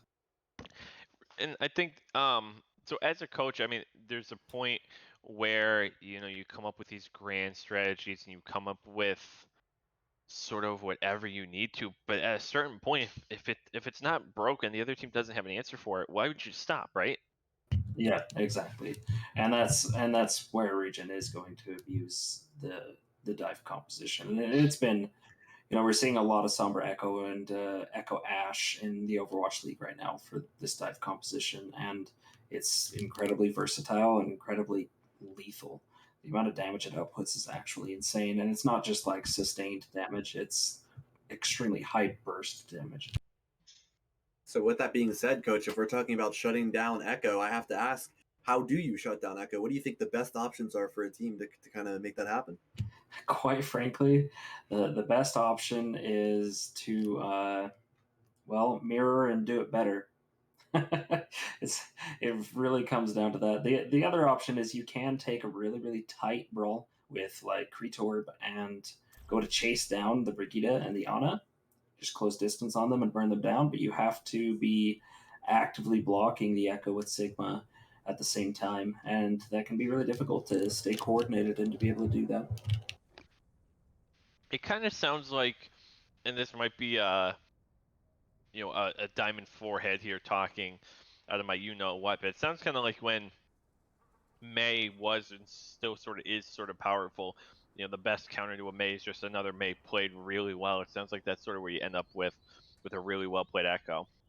Very much so is. You don't really have, like, what value is a May going to get against the dive composition? She can't wall anything off because they're all far away or have mobility, and she's just not going to find value with her freeze because, again, mobility, and they're all spread out. So she starts to not provide too much impact in the engagement. But you do have to have something to directly contest the Echo, and whether it's Sigma that entirely dedicates their shield 100% of the time to shutting down Echo's output, that leaves a big opening on the front line.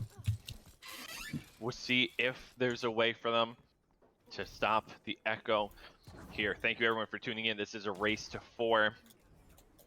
Best of 7 series, potentially going to map number 8 as we enter map number 6. We're split 2 wins apiece, so either one team needs to win the next 2 or we're going to map number 8. Cool ABC being the first one picked up. I guess that's one way to get rid of her coach. Just hit her in the head.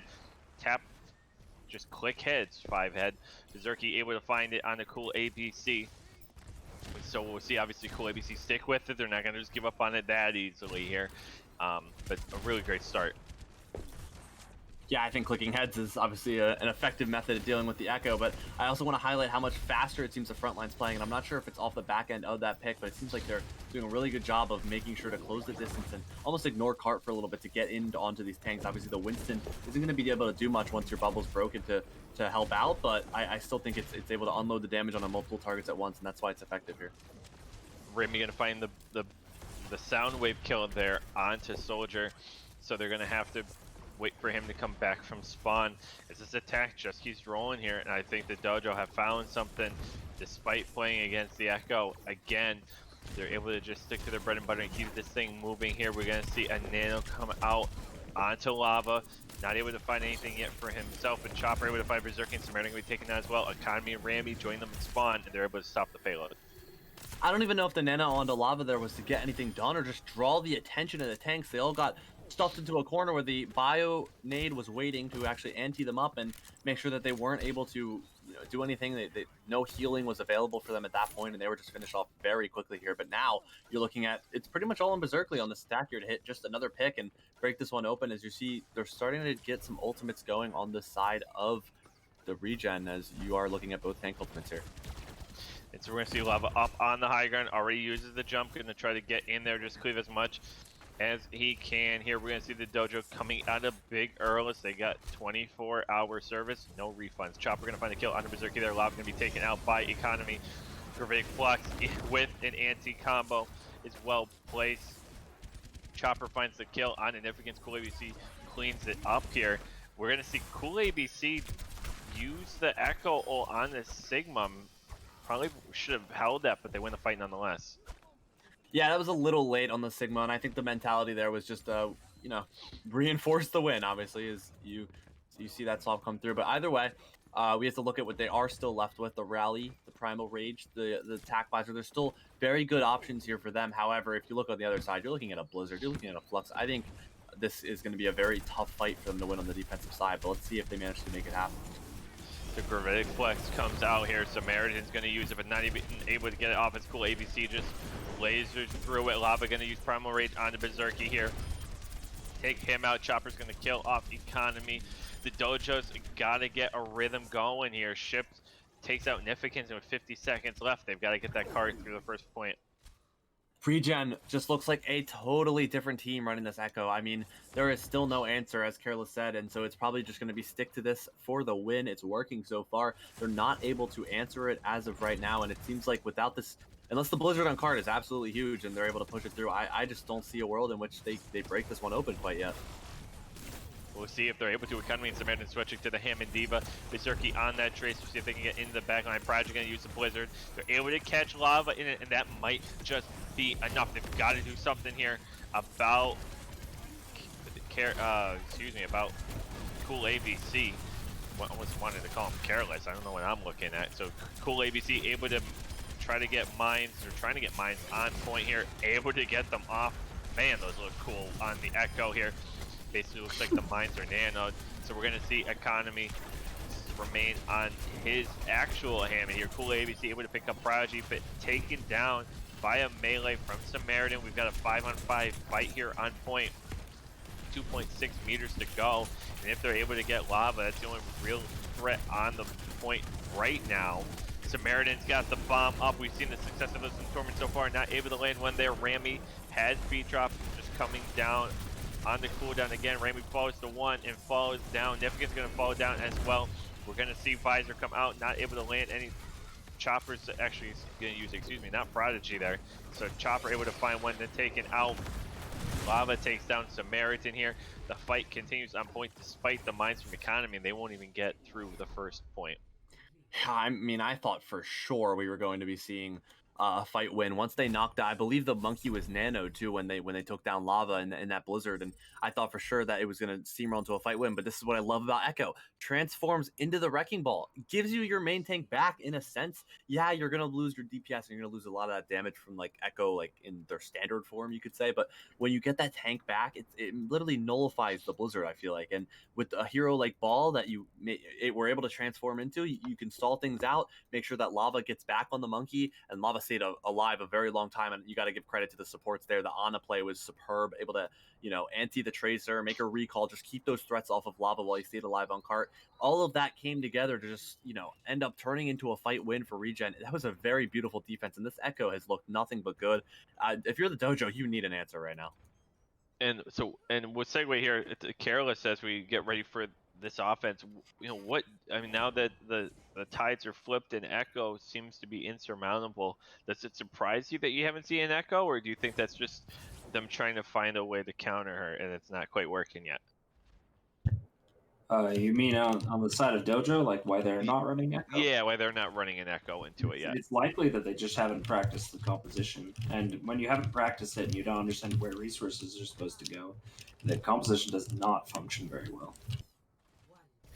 Understood. So we're going to see Prodigy on the Torbjorn, Berserky opting for the Soldier, so they're going to try to look for maybe some hit scan to work with her as she gets vertical here. Prodigy, as Careless alluded to earlier, able to get that burst damage with the overload onto the turret here. So Cool ABC going to start lasering in. We're going to see her ult being a massive factor. And they only need to go to the first point, and they've got 4 minutes to do it, 3.5 now at this point. So turret's already taken out. So that overload's not going to be an option for a few seconds at least. Anti comes in, but Prodigy's going to find a headshot click onto CJ. They're going to set up on the high ground, at least partially. Lava's going to jump in to Samaritan. Berserky's going to find 2, though, and they're going to be able to stymie that push.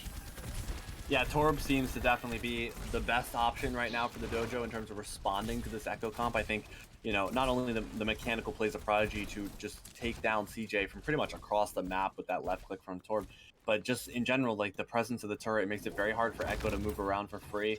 I think it's a great point by Careless, made that earlier, and I think it's going to be a lot tougher for Cool ABC, but still not impossible. So let's see if they're able to still make this Echo work on the side of Regen. And so we see Cool ABC and Ship and Chopper already over 50% on the Old Church. Berserky coming in close to the Visor. Found a lot of success early in that last fight. Was able to really spearhead the 2 picks that stymied the push. Rami's gonna lose the lamp there. We see Rami on the Baptiste, something we haven't seen a ton to this point. Window is online and opened wide. So they're gonna be able to hold that corner, look at point. Smartly done by Regen here. They're gonna sort of kite it and wait it out. Berserky's gonna open up things though, try to Visor, find any kill. Chopper finds a kill on Rami. Lava gonna find a kill on the Berserky. Lava finds another one on the Samaritan here.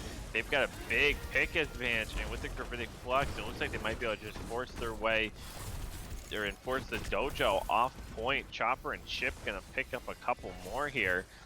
And with just under 2 minutes to go, and the Cool ABC Echo Torb sort of duking things out on point, they're getting brawly. Yeah, the Echo able to sneak into the back and do so much damage, eventually turn into the thing that was, giving them problems all game. And I mean, there's really nothing else to say other than it was a clean fight there for Regen. They did a very good job of pushing the cart the short distance, and that distance that they had to go being so short was because of how well their defense was. So credit to them on that map for sure. They're really starting to build momentum now. Yeah, they've got it going. They were able to halt the push there from the Dojo. They had back-to-back wins, but then Regen able to get that draw, and it was really close, and they almost had it for themselves, but then they're able to take the next two. As we check in with the players, we'll see if they want to take a break or roll right into map number 7 here. Yeah, but either way, I mean, I think this next map now is another one of those momentum maps, except the situation is flipped. Now you're looking at Dojo and you're going, can you guys get a foothold here? Because it seems like Regen is starting to build that momentum back up. And if you're Dojo, it's not all over yet, because Nepal is a very winnable map for the Dojo here. We talked about it in the pre-show that the control maps are probably going to be maps we'll see the Dojo take, but obviously we've seen a lot of our predictions already go into the toilet, as this map's just been nothing but surprises so far. We've seen Echo come out of nowhere and all of a sudden be the biggest part of Regen strategy right now, and the biggest part of their momentum as well. However, one of the greatest things about control is, and really just any capture point in general, is that Echo's great and all, but Echo's in the air, right? So if you're able to set up on the point properly with maybe more of a death ball look, then maybe the Dojo has a chance. And who knows what we'll be seeing going into Nepal here, but it's a must win for Dojo, and that's what we know.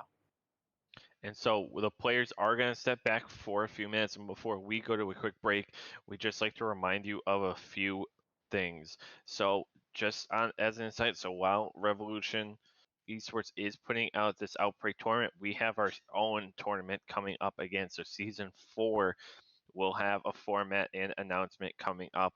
There will be some change-ups from last season that are going to be really exciting to a variety of teams and levels.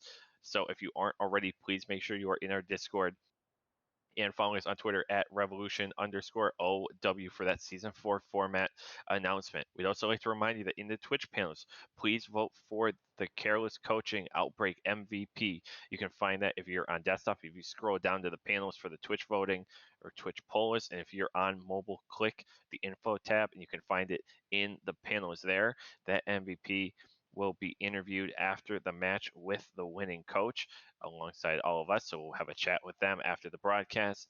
And if you haven't already and you'd like to, all the money that we make in seasons and things goes right back out to the players. None of us take anything. So if you'd like to donate or sub, that's money that we can put out to the players in prize pools and just various functions and producing, a top quality broadcast.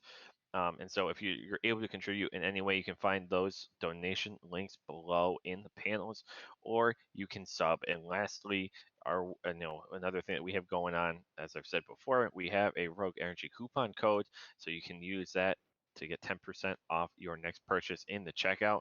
The code is TORB10, TORB10. That is TORB10. And with that, the players will be finishing up their break in a couple minutes, and we'll step away. So don't go anywhere. We'll be right back.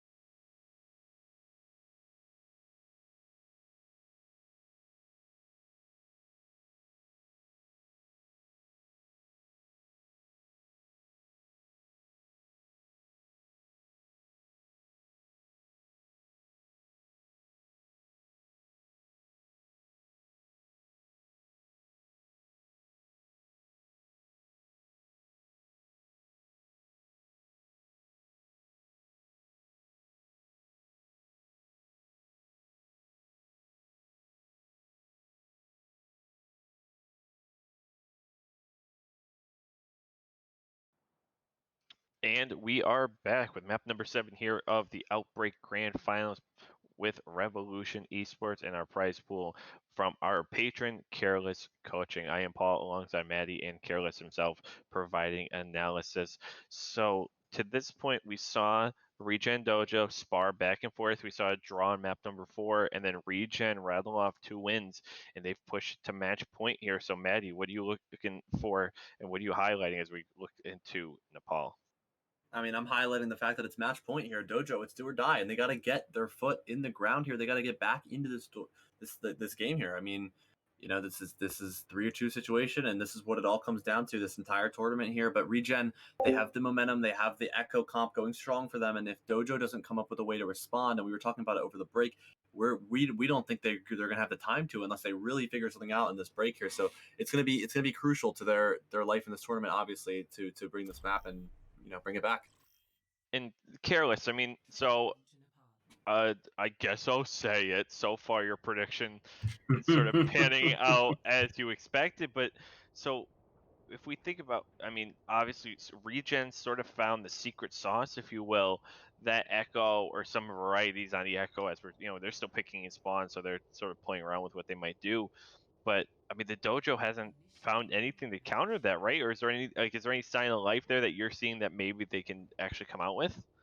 Well, anything the brawl composition can do to counter can always just be outplayed by the dive composition through either taking up specific positions. With against the Torbjorn, they just took the time to spam out the turret and break it, then engage while it was on cooldown. Like, there's always counterplay, and that's where mirror compositions really come from, because you get to that point where you kind of just have to pit your mechanics and your skill against the other team in a truly equal composition matchup and do your best to come out on top. And so, as we're getting ready here, we'll take a look. No surprise, Regen's going to opt pretty much for the same comp as they've had, just a slight variety and twist on it. It's same good stuff, just a different flavor. Cool ABC going to come out on the Echo. Chopper going to go for that Symmetra as well. I mean, geez. I mean, Careless, what else can we do for you, my guy? Oh my God, they switch it. It's just for the rollout, just for dominant and initial map space. Very well done. Definitely getting out there. Berserking Prodigy going to go. Reaper May, so they're absolutely going to look at Brawly here in the tighter spaces here. Cool ABC going to fly back to their team. We're going to see here the Dojo out of the gate, set up on point, going to try to play damage into Cool ABC and Lava on the hut side here, away from the high ground, and they're able to get first cap. Yeah, I think if there's a map I don't see them picking up playing this Echo strategy, it's this one. I think, you see a very similar situation sometimes when you see Pharah take to the sky and try and unload damage on a map like this. It's very hard once they get set up on point, except Pharah eventually gets to come in and break it open with the barrage. So we need to see something similar from the Echo ultimate, and I don't really know, other than the May, maybe with the Blizzard, what hero could do that in such a short time. And Economy's going to get a nice Fire Strike on a Magic Mate Ball, so they're forcing the action here, and the Dojo finally finding a rhythm. Oh yeah, for sure. And you're starting to see some picks come through from the outside of the map, and that might have been a big mistake to actually push out there. You don't want to necessarily overcommit here. The Dojo, they have the point percentage, and there's no reason to leave. You can stick on it, and unless they somehow force you off with something like a Nano, for example, you're in a good spot. And so Cool ABC going to laser in on Samaritan. Economy going to be taken down as well. So that's the Dojo's 2 tanks being taken down quickly. Rami did V-drop into that. So while she was able to provide healing for a short period, and maybe they're just looking to saw this out to 60%, they're not even going to get that far unless we're going to see something Herculean from Rami. Not quite, and they'll get to 57% before Regen takes it over. Yeah, and I mean, they did that off the back of a Nano, and that's about it. That's all it took for them to break into that one and do some damage, and you need to get a little bit more out of them if you're the Dojo right now. I mean, they're looking at 4 or 5 ultimates here into this next fight, so unless you're using the Blizzard, the Flux, and the Shadow really well, you're probably going to be in a tough spot. And so we're going to see Coalescence come out here out of the gate from Nifican. Economy of Prodigy get beautifully anti here. Fat anti from CJ going to find tons of values. Economy Berserky, it's just the onslaught continues, and that's going to be a clean ace. Yeah, but luckily for Dojo, they didn't commit too much, and in turn, they got out 4 ultimates, I believe. So, or 3 rather, I think it's looking like. But either way, you're now only looking to deal with a Primal and a Rally coming to this fight when you have a Blizzard and a Flux. I think the advantage definitely goes over to the side of the Dojo now, but at this point, you've given them 50%. The quicker you make this fight, the better. And they're going to have to keep up that pace. It seems both teams really going to look to invest a lot as they're going to tie up here. Economy Berserk, you got to find 2 kills. They're going to move on the point. That Brawl just really putting in work here. We're going to see a stall here from Lava, but that stall looks like it's going to be pretty short-lived. And Prodigy's just going to freeze him and tell him, look, not today, Mr. Monkey. They're going to try to get him off, destroying everything they can at point. They'll hit 70. Yeah, and I see the Dojo actually probably winning this map here. You still have the Blizzard, and I think that was something that I expected them to use in that last fight, but they were able to stay patient and hold it, which is very impressive, also getting the fight win anyways. However, if they're going to try and play around a Blizzard, I think the smarter thing to do would be to set up on point, wait till it hits 99%, you know someone's got to be on, and that's when I think the time to throw the Blizzard would be. Playing outside like this, yeah, you want to take space, but for what? They're just going to rain Echo on you for free, in my opinion. You're already kind of seeing them force you back to the point. I would just stay where you're comfortable on the point right now if I were them. And keep your eyes on it. Old Economy, I see 5 check marks and no check marks. Economy's going to find Ship, and they've moved way out forward, but they're just able to pick up kills as they have the ults to use, and they're going to put in the investment here. So Rainbow going to be taken down their only loss, but they're going to give 3 Ellis here to Regen here. Echo's going to go on to May. Not going to matter though when you're just going to put a Shatter through the ice itself. Cool ABC going to pick up Significance. Blizzard's going to come out on point from Prodigy, likely to put an end to Regen's bid there to take over a point, but not quite. Chopper says, not so fast, Caster. Berserky and Economy going to be taken down in the onslaught. What a flip here from Chopper out of nowhere.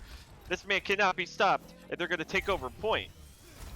Yeah, no, that was seriously impressive, and I liked how, you know, the Dojo actually started that fight too. I didn't originally think that they were going to do much for like staying outside the way that they did, but then you saw them push into half of the team really and take him down with that Blossom, and it was interesting, but then they kind of lost position on the point. They forced out the beat drop from Remy on point just to keep it contested so that the flip didn't come through earlier, and I think that was the big mistake. If you had stayed on point, you wouldn't have had to worry about that in my opinion. And now we see the ult Economy's flip here. Samaritan's going to use Gravitic Flux, finds Lava, and that's going to spell disaster for Rita, but Economy's going to be taken down as well. Chopper continues the onslaught. They haven't found an answer to Choppers. If the Echo wasn't enough, now they have to find an answer for a Doomfist. Berserky's, McCree, and Prodigy's may certainly not enough. Ship and Chopper just laying it in.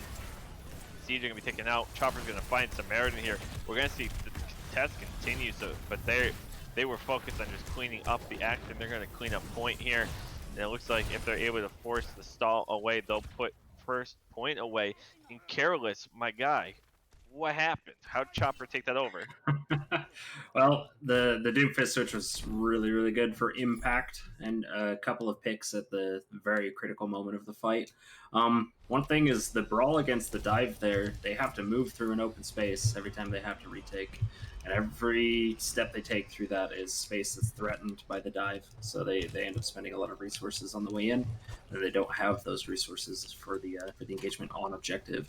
When they held objective, you were honestly 100% correct that they should have just stayed on objective. That's where it took the dive the most time to poke them out.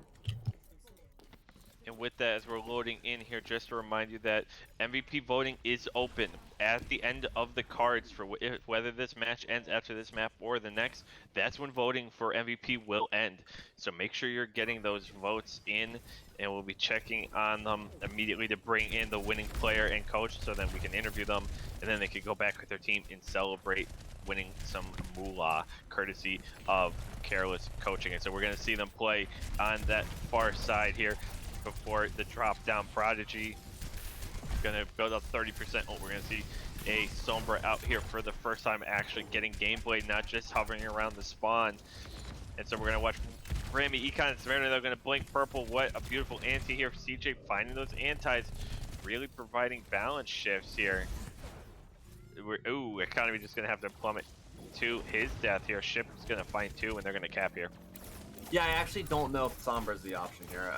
Now that you're on it, you have to stay till MP. It's just kind of a must-do. But I think that in terms of like who benefits more from time, yeah, the Sombra comp obviously wants to wait. That's kind of the entire intention. They're playing for that EMP, for those hacks to come through. But I actually think the Echo benefits even more by waiting, because you get to build up that very impactful ultimate. Couple that with a nano or a couple big tank ultimates, and you have a fight win on your hands. I just think that giving the Echo even more time in the sky is a big mistake. I would like to see a comp that takes it more aggressive into the targets that can't stay in the air. Love's going to jump into the back line with the nano here. CJ going to obviously throw out the nano, but be taken out in the process. Remy going to be taken out as well, so they swap healer for healer. Magic Maple going to be down as well, so no supports left here for Regen. Prodigy and Nifigance going to be taken out as well. And while the Dojo is going to hang around on point, they don't have enough to muster over control, and it's going to cross 50%. They've got to do something. Yeah, something they must do, and I think that EMP is kind of the answer, and that's really all they're waiting on. And honestly, if they can't get the value of the EMP needed to get back in this one, it's going to spell disaster for them. They are going to drop this series, and I think that with all the ultimates that Regen has right now, especially, they do have the potential to maybe thwart that EMP, but we will see how it goes now as the EMP is online. Nifkin's going to use her rally. Prodigy is going to look for the EMP. They have to invest a lot. They need a fight win here. They need to stop Regen, and they need to wrestle away this map and not allow Regen to get match point here and become the Outbreak champion. So Berserky gonna have post bomb as well. Look to use it. Find CJ. Economy's taken down as well. So despite the investment of ultimate so far, Ramy loses the beat drop in the process. Lava able to find the cleave onto her, able to take her out before she's able to get it going. Berserky's gonna move into the back and try to find a pick. They realize they have to get on point here. Economies are trying to generate any sort of pick, slamming Magic Mate Ball, but the amount of crowd control that's available is really putting a damper on any sort of stall attempt. And with that, your Outbreak champion is Regen. Yeah, the Sombra comp, it looked very, very questionable towards the end, and I just think it was kind of them throwing in one another, typical Dojo big investments. Unfortunately, that one didn't pay off, meaning that the side of Regen will be picking up the Grand Finals win 4-2, as Coach did predict. I have to admit, my predictions were thwarted at the middle of the series, but either way, it's been a great one. Yeah, we'll shape burn the tape. Careless. And looking at that, I mean, the Echo. Once they found their rhythm with that Echo, there was no turning back. It really was the case. They found what worked against the team, and they have a really good understanding of that composition and how it's supposed to function as well against multiple compositions. It appears, and they just played to their win condition in fights, which was really, really strong. And it looks like our MVP. Let me check out the voting here. So give me 1 second. As you I guys have my guess. I say I'm seeing. It looks like it's gonna be looks like it's gonna be Magic Meatball or Chopper. Let's see, give us 1 second here as we sort this out. I mean, in the meantime, there's definitely a lot of questions that we could ask about this series while Paul sorts that one out in the booth here. But unfortunately, we didn't get to see this series, show us any more than the maps it did. But I still think we got so much out of these maps. I mean, we saw all 7 of the original intended maps. We didn't get to see 8 or 9, which, for some might have been a bit of a blessing as we get later and later on into the night, depending on where you are. But I have to kick it over to Careless once again to just ask, in that situation, once they figure out the Echo, did you think that there was, any sort of window or hope for the Dojo to kind of maybe bring that one back? Or did you think there was anything they could do aside from mirroring it? Or was it really just, mirror and you had to just out mechanic at that point? Oh, there's definitely options to either mirror or, play tight and don't let Echo spam in to counterplay the Echo composition. But you really, really have to play tight. And when I say tight, to a ridiculous level. Everybody should be really on top of Reinhardt so that Sigma's shield covers everybody, Reinhardt's shield covers everybody, and then you go rush down the support line of the Echo composition. It's really the only way to beat it with Brawl. There's no other. You can't wall up the Winston because he's going to walk in and then jump away, and he'll have armor packs and Ana sustain. and you can't really target the Echo because she's going to have an armor pack and be hypermobile. Can't target the enemy Sigma because he's got his own defensive capabilities and again is going to get healed. So you really have to just chase down the supports and just block off and really just ignore everything else going on. And Right. with sorry to cut you off, Mehdi. With that, we're going to cut for a 1-minute break here as we get ready to bring in our MVP and the winning coach. We will be back in a second.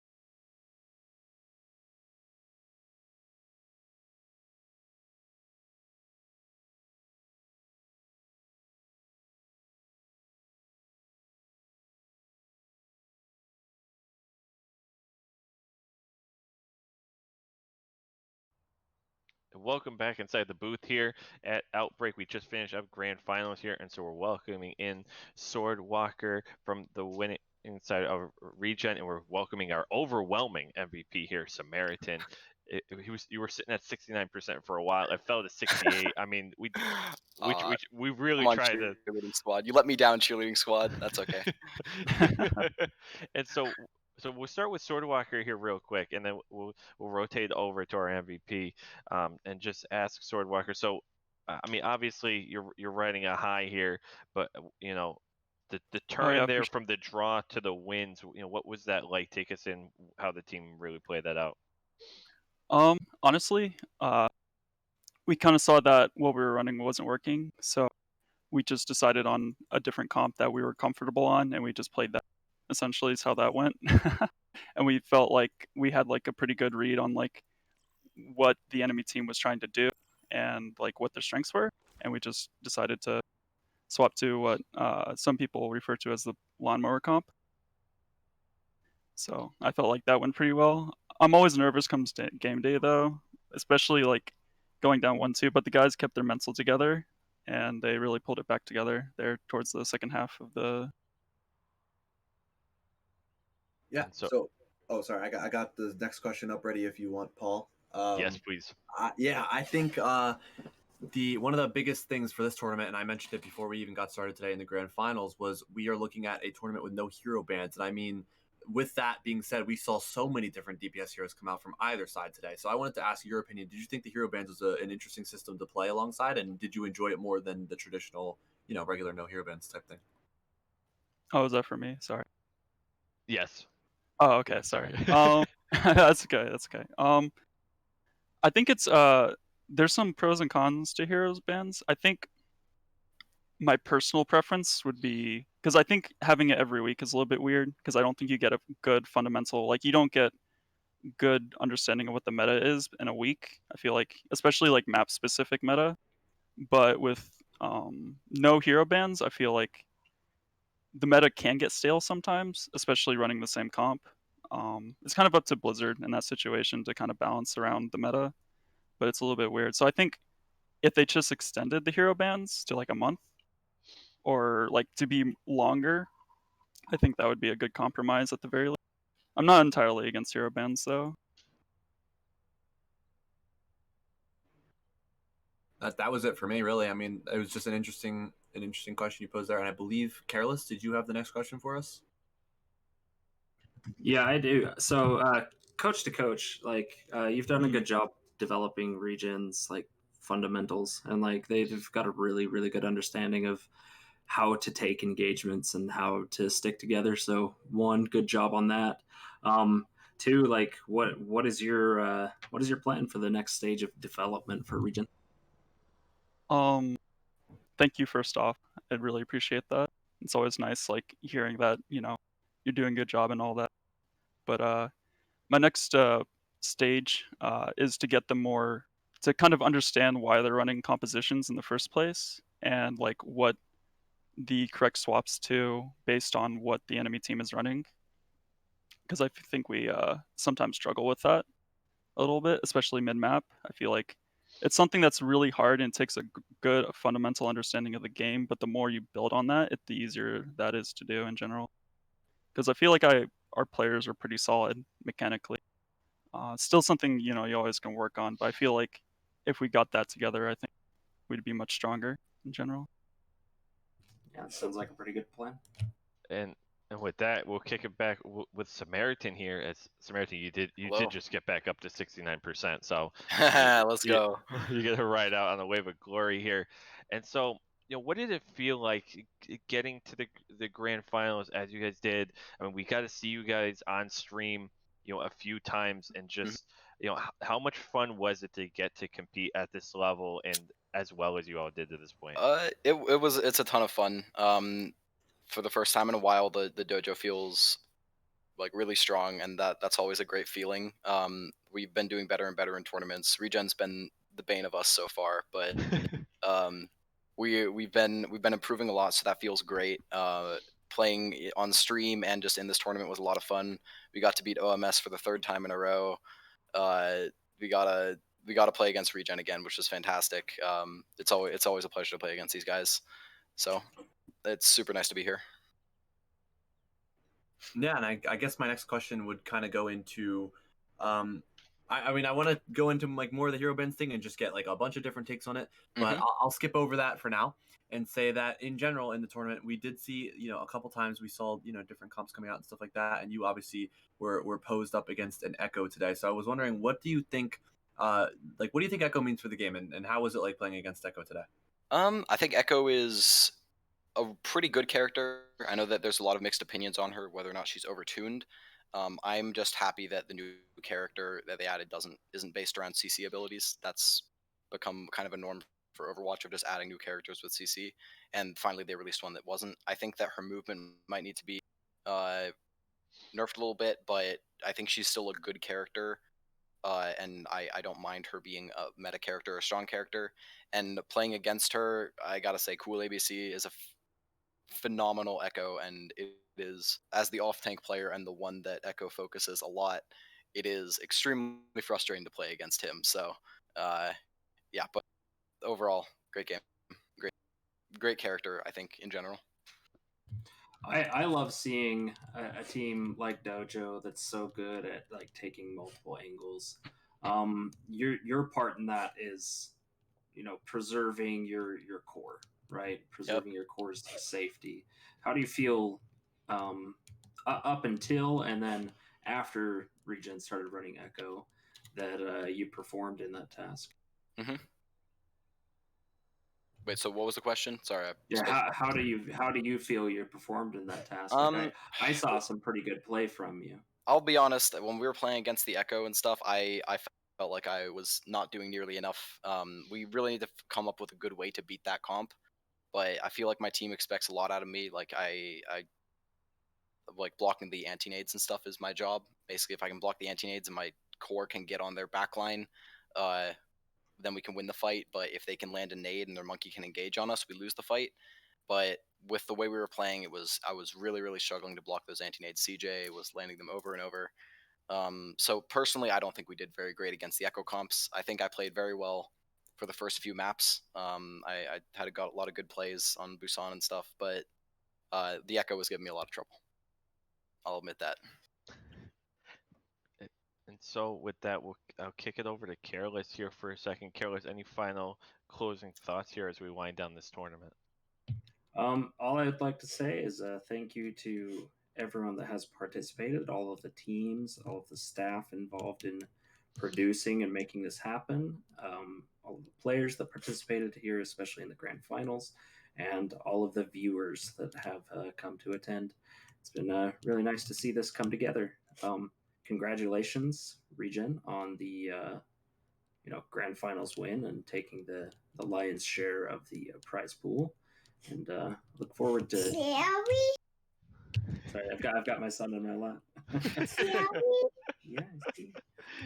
Yeah. So I'm just looking forward to seeing some of these teams become regular faces around the Revolution season tournament. Likewise, and so on behalf of everyone here at Revolution Esports and for everyone who tuned in, participated, and made this thing possible, thank you. Congratulations to Regen and GG's to the Dojo. I'm sure we'll be seeing them again on our channel soon enough. And with that, we hope to see you again soon. Stay tuned for more announcements coming on Season 4. Follow us on Twitter at revolution_OW or join our Discord for those Season 4 announcements and new format. And we'll catch you soon. Have a great night. Good night.